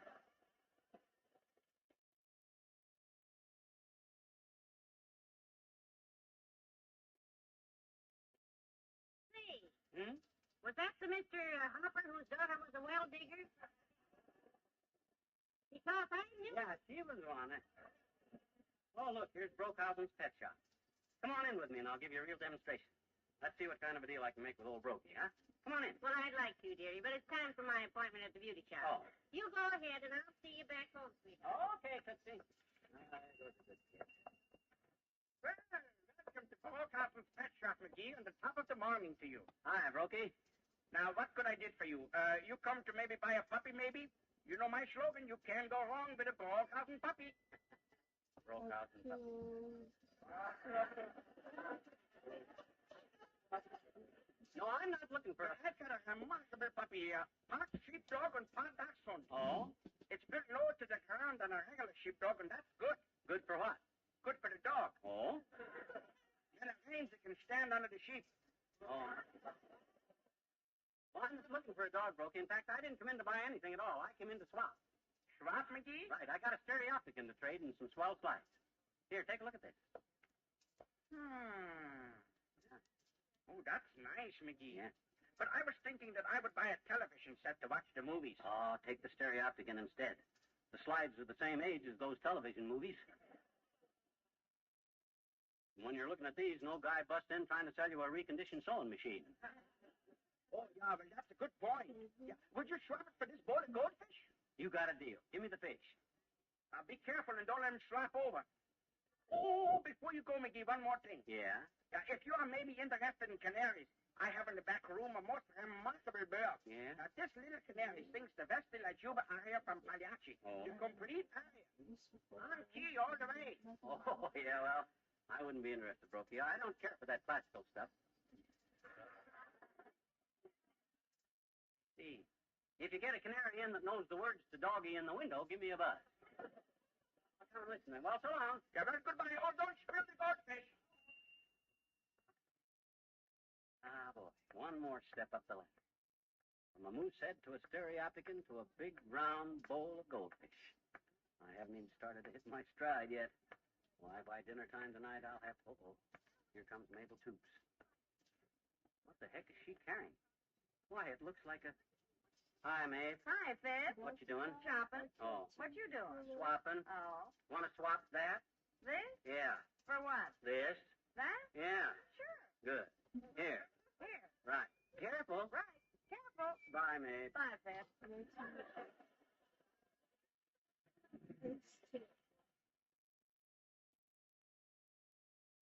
What? It's so. Mabel Toops. Oh, he died? Both of them. Just another sample of my smart deal. Well, still stay. Anytime you can swap a round bowl of goldfish for a square bowl of goldfish. Boy, you're sailing. Now, any square nose around fish bowl ain't worth as much as a square fish bowl. Uh-oh, here comes my next victim. Hey, Harlow. Hi, Junior. Well, hello, pal. Hey, what's with the goldfish? Well, I'm downtown on a trading spree, son. Doing a brisk business, too.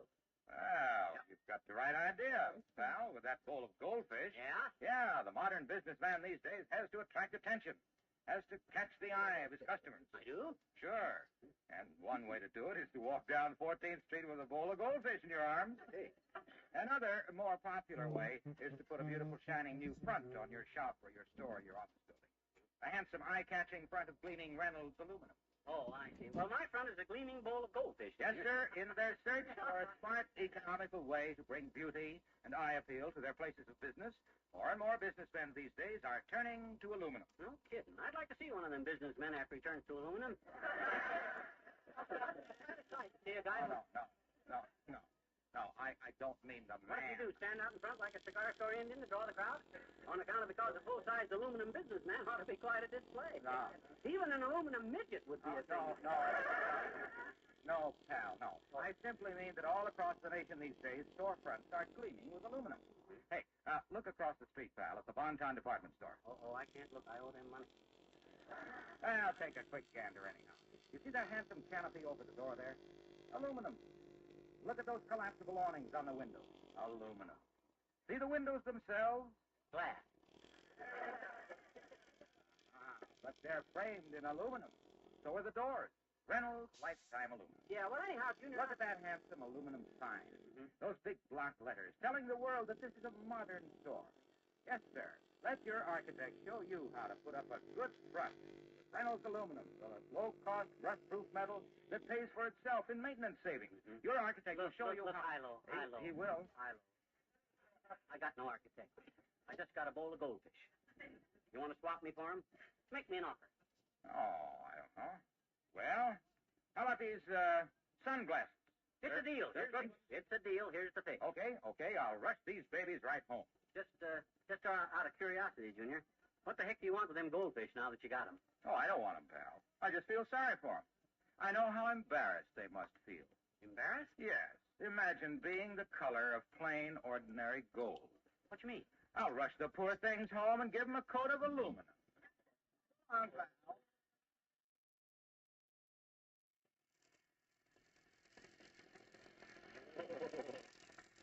Oh, brother.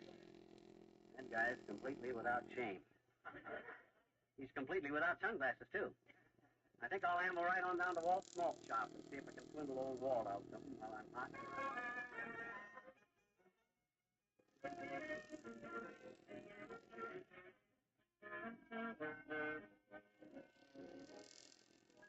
So, the minute I got hold of these beautiful sunglasses, Cora, I thought of Walt. Where is he, in the kitchen? No, he's down at the post office, Miss McGee. Oh. Say, those are pretty sunglasses. Let me see them. Yeah, try 'em on. I'll swap 'em. I'd just soon have you cheat me out of 'em as Walt, as long as I come out ahead. Say, these would look good beside bathing suit at the beach this summer, wouldn't they? Well, I've never seen your bathing suit, Cora. Oh, it's one of them new ones, Miss McGee. Oh? I got it at the Bonton yesterday. Do tell. I don't know if I'm going to keep it, though. You don't like it? Well, I think what happened, they must give me the wrong suit. Yeah? I saw it on the dummy in the window down there, you see, and it looked just beautiful. Yeah? So I bought it. Uh-huh. Well, sir, when I got it home and put it on, it looked entirely different. How that could have happened. I phoned them about it, believe me. I said to the sales girl, I said, this thing looks like a sack of potatoes, I said. What'd she say? Well, it don't matter what she said. But I should have gone down there and slapped her sassy face. Well, about these sunglasses, Cora, they're strictly Hollywood style, you know. Gee, Hollywood. Yeah. Oh, I gotta have these, Miss McGee. What do you take for 'em? Well, what do you got for swap? Well, hey, how about this pen and pencil set? Somebody left it here months ago. It's a deal. Thanks. So long, Cora. Could you use this pen and pencil set, Professor Pickens? Yes, I certainly could. I'm always losing pens and pencils. Good. I left the set somewhere this morning. Sometimes I think I'm a bit absent-minded. Well, I'll swap them for that derby hat. Hat? What hat? The one on your head. By George, there is one on my head. My wife must have put that up there. She usually forgets to wear one. All right, we'll trade. Good. Here's the pen and pencil. And here's the... What was I trading? Your hat. Oh, of course, yes. Here you are. Now, may I have the pen and pencil? You just put them in your coat pocket. Coat? What coat? The one you're wearing. Well, by George, I am wearing a coat, yeah. My wife must have put that there on me. Well, just this morning I said to her, dear, well, I made some remark. Well, so long, Professor. Goodbye, dear.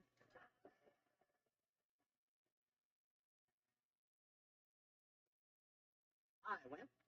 Hello, Mr. McGee. Just out by to see if you might find something for this derby hat, Wimple. Oh, indeed I would. How about this brass table lamp? Looks pretty expensive. What's wrong with it? Nothing. I've just hated it since the first time Sweetie Face threw it at me. Okay, Wallace, it's a deal. You ought to look swell in that hat. Oh, I won't wear it. I'll put it up in a tree for a bird's nest. A bird's nest? Yes. Some homesick English sparrow will love to live in a derby. A bird would really live in a hat? Oh, some of them live in even stranger nests. For instance, the upper Wyoming shiny bottom likes to sit on a nest made of most unusual materials. The shiny bottom? Yes. The rear end of this bird is so shiny that it can be seen at a great distance. This makes a fine target for hunters. So what's in the nest that it sits on? Old powder puffs.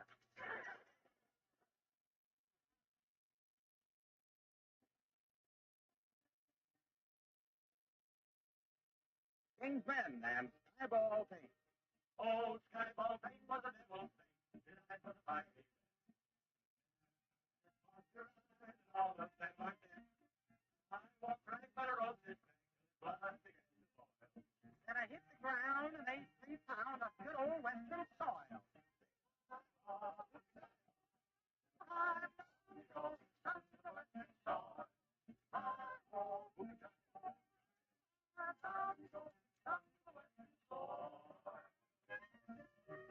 I swore by heck I'd break his neck for the jolt he gave my pride. I threw my noose on that cayuse, but for to the right. He turned around and soon I found his head where his tail should be. So it says I, perhaps he's shy or he just don't care for me.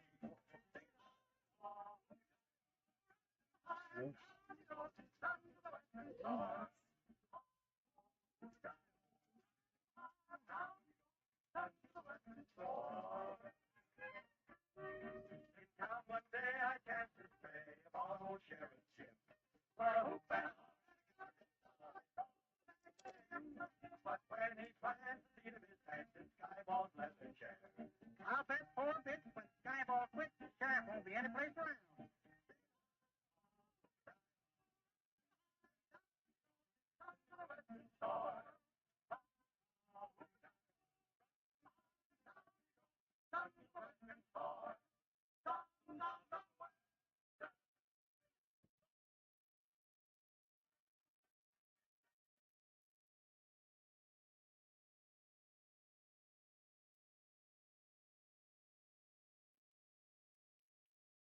Well, I wonder how my little swapping papa's getting along downtown with his trading.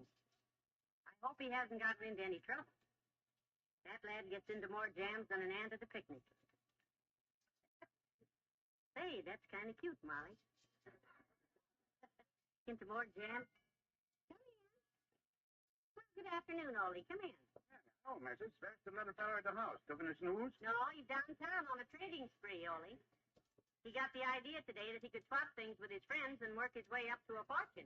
Well, it's a good thing the weather's warm. He'll probably be coming home soon in a barrel that he traded his Sunday suit for. I wouldn't be too surprised. McGee's a great one for starting out with his head in the stars and winding up with his foot in his mouth. That's what makes him so lovable. I wondered what it was. You wait to see what he is. You beat the drums and sound the trumpet. You're coming here. Oh, hello. Hello, McGee. Don't let me stop the trumpets. You know. What have you conquered, hero? The world of trade. But see, I just made the greatest swap in history. From now on, you can just call me Trader McGee. Or Trader Horn from the way you're blowing your own. You sure don't need any trumpets around here. Well, I got a right to sound off, Ollie. This morning I started off with an old moth-eaten moose head worth maybe 50 cents. That's allowing for inflation. I kept swapping all day long, getting better stuff all the time. Boy, did I take them other guys. I was slicker than a red clay road in a rainstorm. Don't be modest, McGee. Brag a little bit. I got a real good brass lamp from Wally Wimple. And then I went down to the Ritz Vista Hotel. Got talking to the maintenance man there, and that's where I really hit the jackpot. Well, where is this wonderful thing you got? You look awfully empty-handed to me. Well, that's on account of my prize is big, kiddo. I had to hire a truck and 2 guys from the moving company to bring it home. It's outside now. In a truck? Yeah. Heavenly days. It must be something wonderful. Yeah. Did you get a piano, dearie? Nope.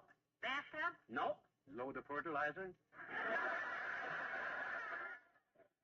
Gosh, that's ridiculous. I didn't need a truck for it. Oh, you wouldn't guess if you tried a million years. Close your eyes, kiddo. I'll have them bring it in. I want this to be a real surprise. All right, dearie. Oh, I'm so excited over this. You close your eyes, too, boy. McGee, I told you too many times, don't call me boy. We haven't got time for that routine now, Ollie. Now get set, kiddo. This is going to be the thrill of a lifetime. I'm all set. Now close your eyes and keep them closed. Okay, boys. Bring it in. Easy. Easy. Don't bump it on the door. Swing it around to the left. There. There. That's got it. Okay, Tootsie. Open your eyes. I knew it would get you. Oh, no. It's... Sure. Anybody can have a moose head, but we'll be the only people in town with a whole stuffed moose. This is disgraceful.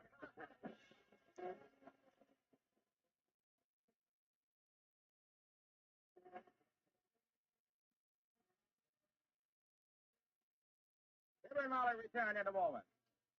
Those wonderful new cake mixes now on the market have spread the fine art of cake making throughout the land. Everybody is turning out beautiful, light, luscious cakes. But some of them, devil's food cake, for instance, are just so soft and moist and rich that they're really a problem to take out of the pan. And that's another place for Reynolds Wrap, the pure aluminum foil that has become every woman's problem solver.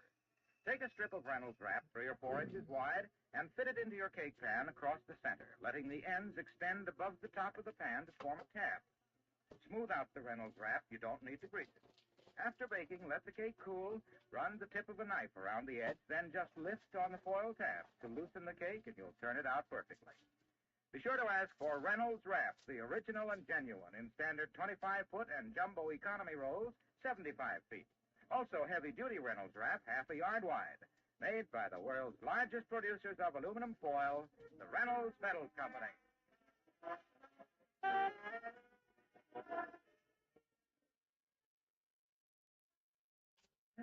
Well, Kitty, you can go to bed now.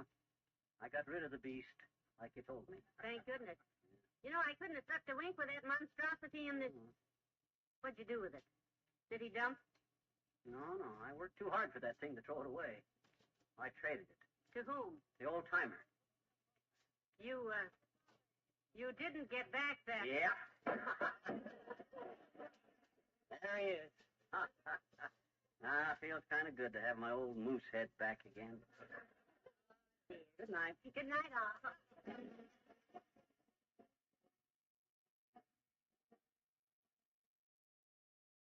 The Reynolds Metal Company, pioneers of progress through aluminum, has brought you Fibber McGee and Molly transcribed with Bill Thompson, Dick LeGrand, Jack Crucian, Elvia Allman, Mary Jane Croft, Cliff Arquette, and me, Harlow Wilcox. Don't forget to see Mr. Peepers, starring Wally Cox on NBC television Sunday night. Also brought to you by Reynolds Aluminum. And be sure to be with us again next Tuesday night. Good night.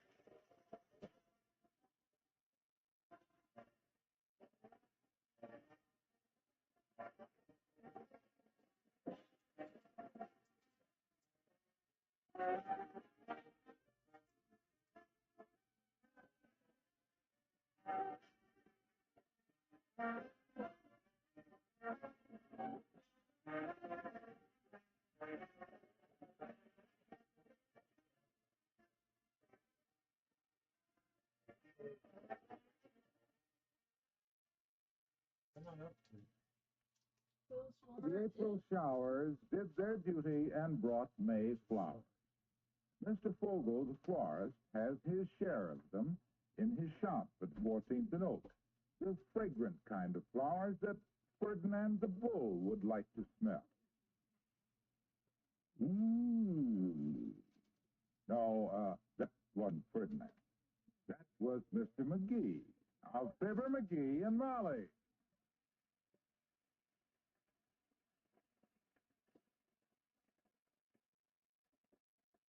Pretty fancy flock of flowers you got here, Fogel. Thanks, McGee. You come in to buy or just to smell? Oh, I thought I might take some home to Molly. How much are these roses? $5 a dozen. How about the gladioluses? $2 a dozen. How much for the daisies? $1/4 a bunch. How much for one to stick in my buttonhole? $0.01. For one lousy daisy? My gosh, the people next door to us have got a whole yard full of them. All I got to do is lean over the fence. McGee, a man of your age shouldn't lean over a fence. I'll give you a daisy. Here, take it. Thanks, Fogel. This one's kind of scrawny, though. How about that big one in the middle of the bunch? Go away, McGee. Huh? Go away, I'm busy. Okay. If that's the way you feel about my business, I don't need none of your weeds. Gives you one broken down daisy and acts like he hung a horseshoe of orchids around your neck. Well, if he thinks he can build up goodwill that way, he's mighty... Dear, my packages. Gee, I'm sorry, sis. I didn't mean to bang into you. Oh, it was my fault. I turned the corner without even looking. Well, allow me to pick up your bundles, ma'am. They're scattered around worse than raisins in a bread pudding. Oh, that's very kind of you. Oh, it's my pleasure, ma'am, to be able to show you that chivalry ain't dead. Although, from the way some guys act, it must be badly wounded. Here you are. Oh, thank you so much. I sincerely hope nothing in your packages became busted, m'lady, or a lady. No, there wasn't anything breakable. Oh, good. Most of these things came from the Bonton lingerie sale. They had a wonderful sale on lingerie today, and... why, you're blushing. Blushing? Me? Why would I be blushing just because you mentioned them things? Well, aren't you? No, not me. I'm wearing tight shoes, and that makes me a bit red in the face. Oh, I see. Well, I wouldn't want to embarrass you. I was looking for a cab when we collided. Do you see one around? Oh, well, I'll be most happy to call one for you, ma'am. Oh, here comes one now. Hey, taxi. Oh, those reckless cabbies. They bear down on the brakes like they were stomping a scorpion to death.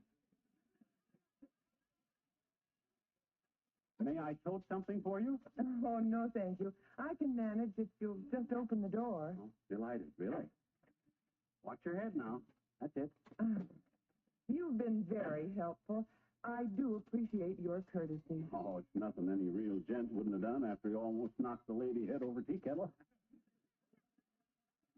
Better stack your bundles on the seat there so you don't crush any of them. I'll be careful. And if you'll take my advice, don't wear such tight shoes. Well, thanks again. And goodbye. So long, sis.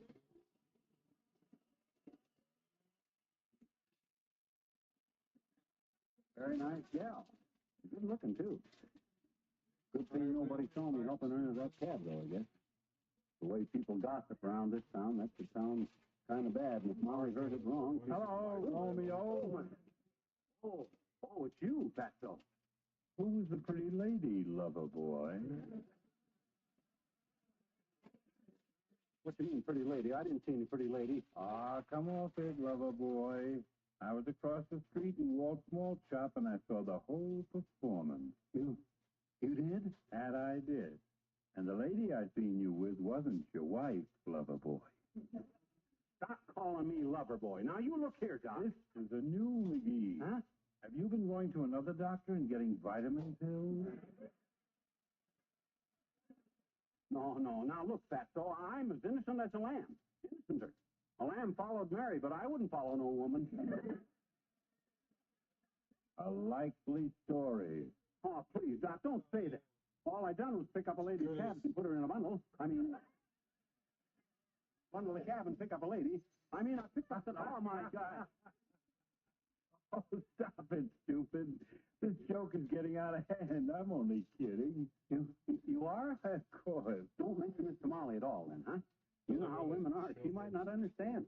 Don't tell me she's jealous of you. I'll say she's jealous. She found a letter I got from Fred Nittany, the guy that I and him had a vaudeville act together from Starved Rock, Illinois, together. Fred wrote about when we were on the bill with Mercedes, and I gave her a present. And to this day, Molly don't believe that Mercedes was a trained seal. Or did the letter say she was a seal? No, but it said what the present was. Would I give a girl a 12-pound halibut? Oh, Molly's probably kidding you, too. Incidentally, speaking of show business, I had an interesting experience last night. I attended Wistful Vista's first 3D production. Yeah, one of those new movies, huh? Oh, Mrs. Carter had triplets, David, Daniel, and Douglas. So long, Pat.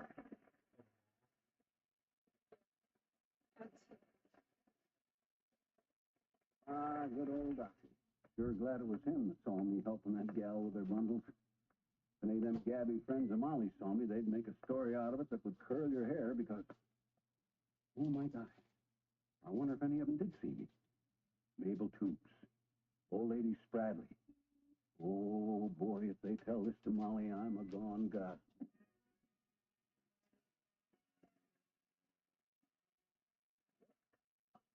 Doggone it, I don't know whether to tell Molly or not. Nobody saw me, and nobody tells her. There's no use in me bringing it up.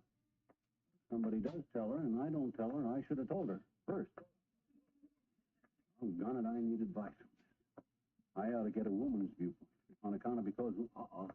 Here comes Cora Burns from the malt shop. She can give me an idea how a woman reacts to a thing. Hey, Cora. Oh, hello, Mr. McGee. What's the panic? Oh, no panic, Cora. I just wondered if I could ask you something. Why, sure, Mr. McGee. Go ahead. Well, I don't quite know how to put this, Cora. But look, what would you say if somebody told you that they saw your husband helping a girl into a taxicab with a bunch of bundles?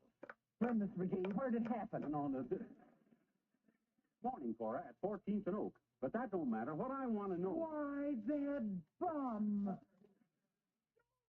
Where he went. Huh? Told me he was going downtown to pay the light bill. Got the money for it. Was she pretty, Mr. McGee? Well, yeah, but I didn't mean your... I knew it. That's that blonde hussy Marvin was going with before we were married. The one I stole him away from. Ooh, that bum. Wait a minute, Cora. I don't mean your husband. Why do I get my hands on him? That bum. That double-crossing rat. No, Cora. But Cora, hey.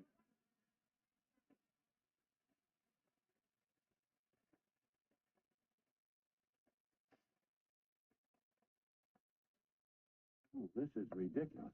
A lot of help she was. Try to ask her a simple question, and she rushes off to slug her husband.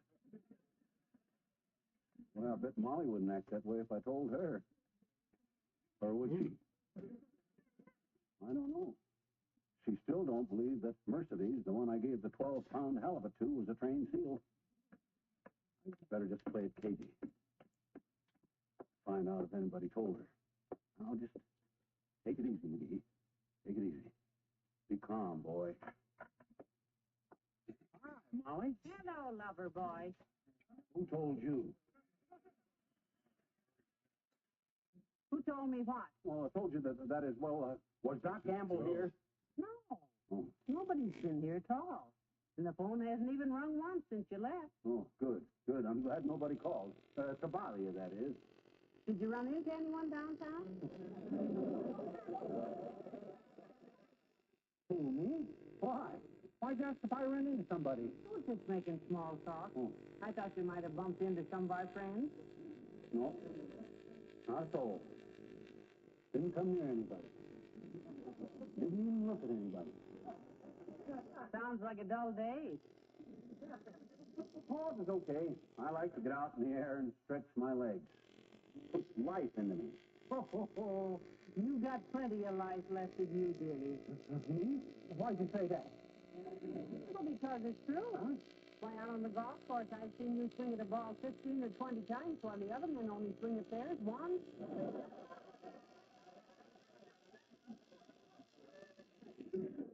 Yeah. That kind of life I got.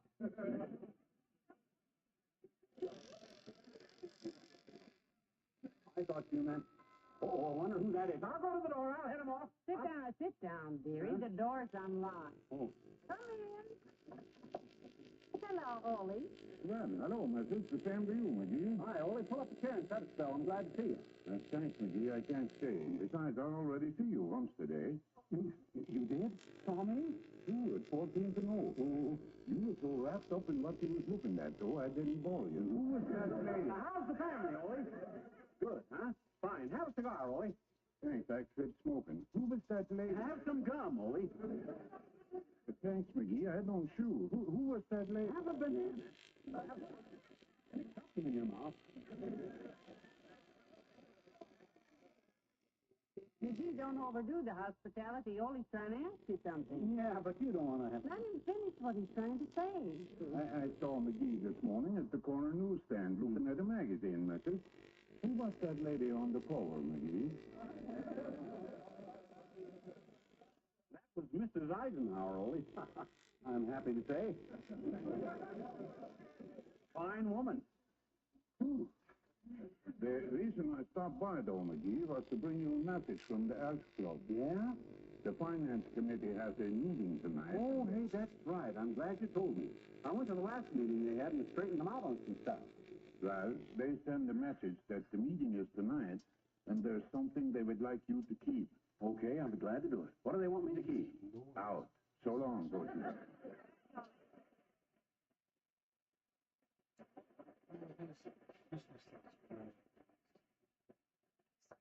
Isn't he nice, McGee? Ah, him and his big fat finance committee. Besides, when a guy sees me downtown, I wish he'd speak to me instead of spying on me and tell me later when I ought to. Hello there, Molly. Hi, pal. Hello, Mr. Wilcox. Hi, Junior. Did you see me downtown this morning? No, I didn't, pal. Good. Come on in. Sit down, Mr. Wilcox. Now, if you boys will excuse me, I've got to get out in the kitchen and make up my grocery list. Yeah, you run right along, Tootsie. Woman's work is never done, you know. Ah, there goes a good kid. And am I glad she's gone. What's the matter, pal? You got problems? Talk softly, Junior, softly. Something happened to me downtown today, and I'm scared to death some busybody will give her a wrong story about it. Well, let's have the gory details, pal. What happened? Well, all I done was pick up some bundles for a woman I bumped into, but to some people it could have looked like I was flirting. Oh. You know I wouldn't do that, don't you? Of course I do. Sure. You're a faithful husband. Betcha. An old faithful husband. A tired old faithful husband. A bashful, tired old faithful husband. Okay. You don't have to trot out your whole vocabulary. Naturally, I don't want you to mention this to Mom. Hey, you want some advice, pal? I'll say. Well, look, in a case like this, it pays to be prepared. Get on the right side of the person. Make them happy. Oh, that's a good idea. What should I do? What should I do? Grab a paintbrush and a can of liquid aluminum and go to work around here. Huh? Paint your garden tools, metal screens, basement pipes, gutters. Paint anything that's rusty. That's a way to make a hit. Sure.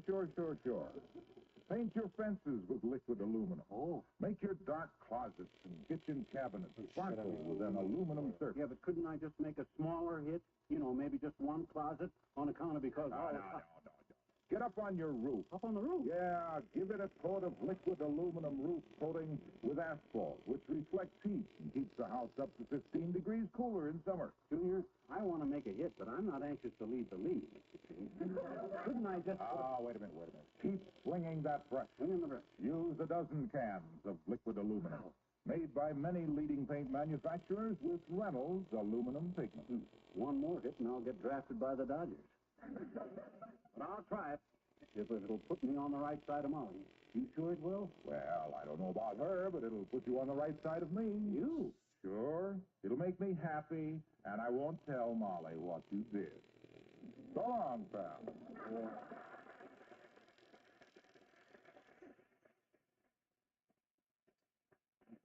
What I tell Peter, make him happy so he won't tell Molly. That guy opens his yap, I'll pin his aluminum ears back so far. Somebody will tell her, though. Some blue-nosed blabbermouth, gossipy old biddy will call her up and... I'll get it! I've got it, dearie. You relax. Oh, relax.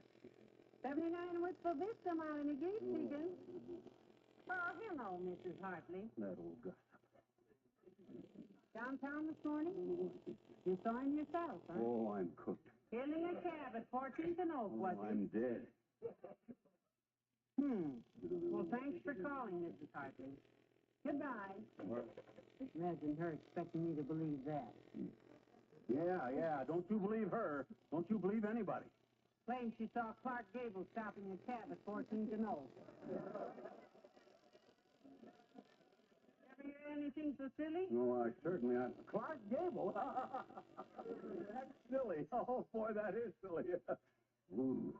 You know, I think I'll call Mrs. Bradley and see if she heard about it. She always knows everything. No. Don't call her, Tootsie. She's a big gossip. Look, I got to use the phone. Yeah, I got to make a call. Important call. Well, if it's that important, all right. I'll sit down at the desk and finish my grocery list. Yeah. You do that. Oh, this is murder. Maybe if I could just tell her real casually.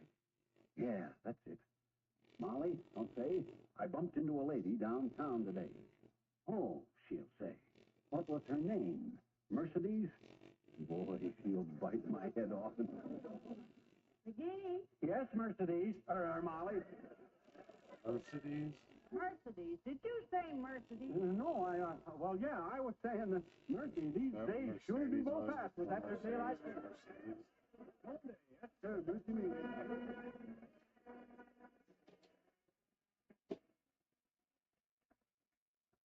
Doggone it, I've been fretting over this all afternoon, and why? I haven't done anything wrong. Why should I carry a guilty secret around when the secret of it is I ain't guilty? McGee, what are you muttering about? Oh, well, Come in. Oh, hi, old-timer. Oh, there, Johnny. Hi, Come in, Mr. Oldtimer. How's everything with you? just fine, daughter. Took my girlfriend Bessie to the movies last night. She did the swell picture. Yeah, what was it? That thing, oh, the guilty secret, Johnny. Oh, the fellow that has guilty secret, but he don't want to tell his wife because he run into an old girlfriend and somebody seen him with a girl, told his wife. Oh, hey, that's... Yeah, fine picture, son. Bessie cried so much that she hydrated her completely. Had to buy her 6 Easters on the way home to build up her humidity. Say, isn't it the picture where the husband said it was all just an innocent mistake, but the wife is jealous? Oh, that's what's big about a movie. My gosh, you have to keep harping on the picture. How far? Who's excited? I just get tired always talking about I'm in one season. What else is new, old-timer? Well, had a little fighting at Bessie's house after we got home, Johnny. Yeah? Bessie's papa always leaves the porch light on when Bessie's out, you see. Yeah? So we were standing there saying goodnight last night. Mm-hmm. I sort of retched over and snuck me a kiss. Oh, no. Bessie took a playful slap at me with the flat of her hand, and I jumped back and stomped on the tail of her pet tomcat. Oh. He let out a screech like he'd been set fire to, and Bessie's papa thought it was Bessie. Sounded like her, did it? Yep. He leapt out the door with his shotgun in his hand, tripped on the hem of his nightshirt, dropped the shotgun, and it shot out the porch light. My gosh, what did you do? Well, I thought it was real neighborly of him to turn the light off that way, so I grabbed me another kiss. Well, you were really... Bessie took a swing at me in the dark with her pocketbook. The papa stood up and caught it right in the store key. That was where I made my first mistake. Your first mistake? Yep. I never figured a shotgun being double-barreled. Oh, yeah. The second time, I went off the front porch steps like a rocket. If anybody tells you they seen me flying down Oak Street in front of a swarm of bees, them wasn't bees, them was bees.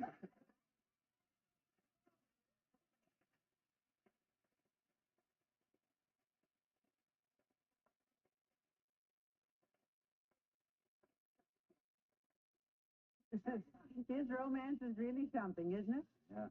Say, if I'm upstairs and Mabel Toops comes by, call me, will you, dear? Mabel Toops, what's she want? Well, she's down at the beauty shop this afternoon, and she said if she heard any news of interest, she'd stop in on the way home. Oh, this is it, McGee. This is Zero. Oh, Molly.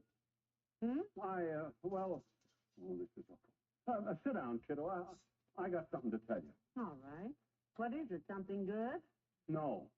Well, look, I was walking along 14th Street this morning, just minding my own business and thinking about you and about how lucky I am to be married to you. Yeah, that's what I was thinking about. You're sweet. Yeah. Well, I bumped into this woman, see, and I knocked all the bundles out of her arms. Oh, I forgot to tell you. Huh? She stopped by here with your library book on her way home.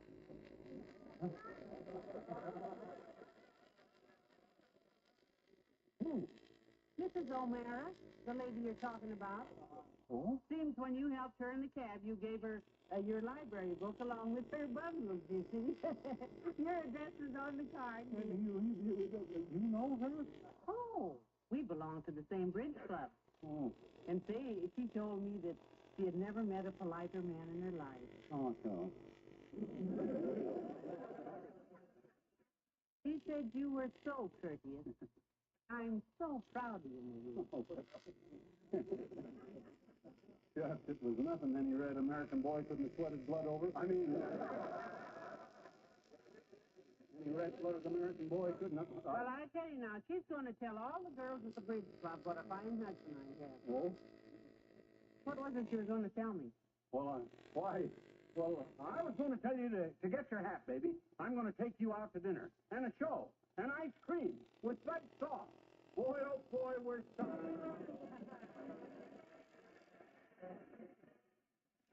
My, it's just been a wonderful evening, dearie. Wasn't the movie good? Yeah, how'd you like them short subjects, kiddo? Great. Yeah. Just great. Especially that film of the animal life. Yeah, it was good. I don't know how they train those animals to do such... Hey, you remember that seal? You know, the trained seal? The one where he balanced the ball on his nose? You mean the one in the middle? The old seal with all the gray whiskers? Yeah. You know who that was? You don't mean... Was that? Yeah. Mercedes. Well, good night, all. Don't bounce the ball on his nose? You mean the one in the middle? The old seal with all the gray whiskers? Yeah. You know who that was? You don't mean... Was that? Yeah. Mercedes. Well, good night, all. The Reynolds Aluminum Program with Fibber McGee and Molly. The Reynolds Metals Company, makers of Reynolds Aluminum, presents Fibber McGee and Molly transcribed. The show is written by Bill Leslie and Keith Fowler and directed by Max Hutto with music by the King's Men and Billy Mills Orchestra.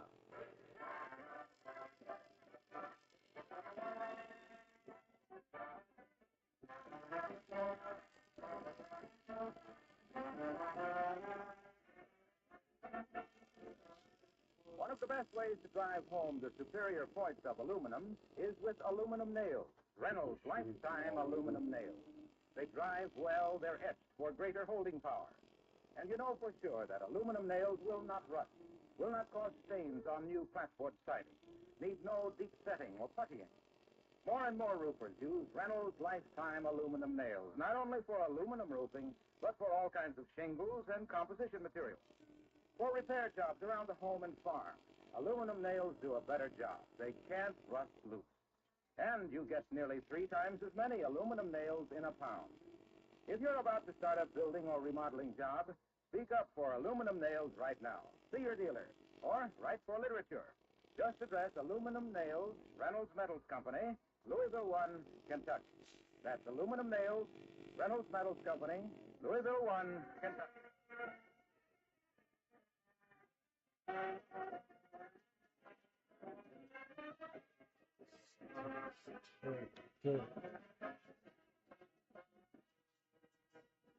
The Wistful Vista Elks Club has a big surprise coming up today for their janitor, Ole Swinston, in honor of his 20 years of service to the club.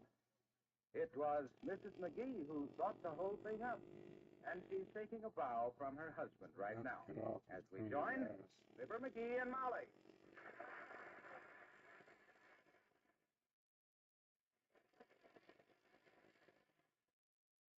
Boy, this is going to be a great day today in Ole's life today, Molly. Thanks for you thinking it up today. Well, he deserves it. Bringing Ole's brother here to surprise him all the way from Sweden. That's the greatest idea you ever had. Well, I've often heard Ole speak of his brother John, whom he left behind in Stockholm, and I thought he'd like to see him. And you were right, kiddo. He'll be as tickled as a pretty girl on a hayride. What time does Brother John's plane get in this afternoon? 3 o'clock. 3 o'clock. Flight 22. I've already phoned some of the women, and they'll be at the Elks. I sure hope nothing goes wrong after all the trouble we've been to. It was quite a chore raising the dough to bring that guy over here, you know it? Some of them brother elks of mine hang on to a buck like a lonesome squaw. Now, look, dearie, I have to be downtown and have my hair done. Now, why don't you... I'll go with you. I'll spread the word around town that today's the day, kiddo. Good. I'll have everybody be at the Elks Club at 4 o'clock. That ought to give us time to meet the plane. Doc Gamble's going to drive us out to the airport, and we... Oh, hold it, dearie. Company. Come in. Hello there, kids. Hi, daughter. Hi, Johnny. What's new? Why now, Mr. Oldtimer? I'll tell you what's new, boy. Ole's brother gets here today. We're going to have him at the Elks Club at 4 o'clock for the big surprise. I'll be there, Johnny. Good. I wouldn't miss it. I chipped in, you know. Come to think of it, you did, Mr. Oldtimer. Your $50 was the first one we got. His $50 was the only one we got. Everybody else gave us 4. Oh, I love them sentimental reunions, kid. Yeah. Reminds me of the days when I used to scatter around with that old gang of mine. Ever tell you about that old gang, Johnny? Lots of time. Oh, I miss them boys.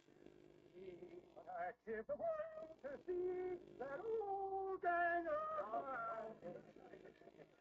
Control yourself, lad. Control yourself. Or at least get on the key. That was a great old gang. I'll bet. There was Rufus and Chuck and Goofus and Buck. There was Denny and Slim and Benny and Grandma Abercrombie. Grandma Abercrombie, how'd she get in the game? She was a tomboy type. Oh, the stunts we used to pull, kids. Yeah. Like one New Year's Eve, we all decided to go swimming at midnight. On New Year's Eve? Yep. We went out to the old gravel pit at the edge of town and leapt in head first, clothes and all. Like we killed it. I'll bet. Full of icy water, was it? No, full of gravel.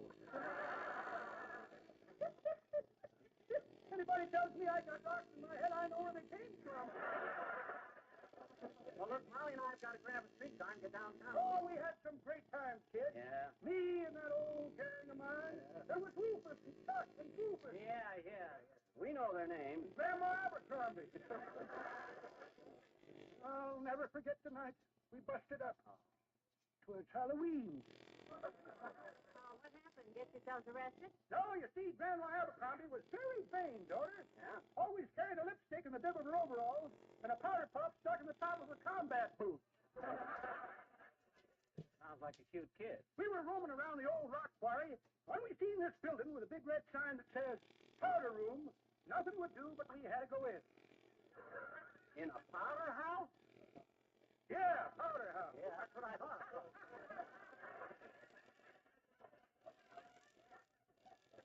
In a powder house? Yeah. My God.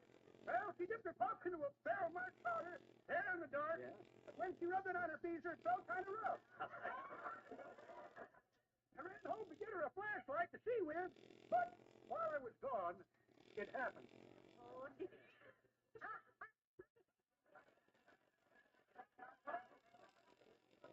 You don't mean... Yep.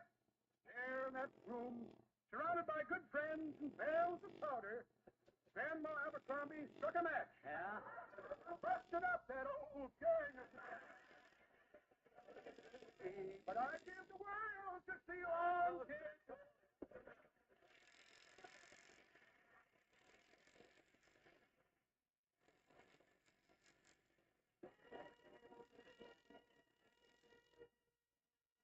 Billy Mills, the orchestra, and your beating heart. You know? I'm still catching it.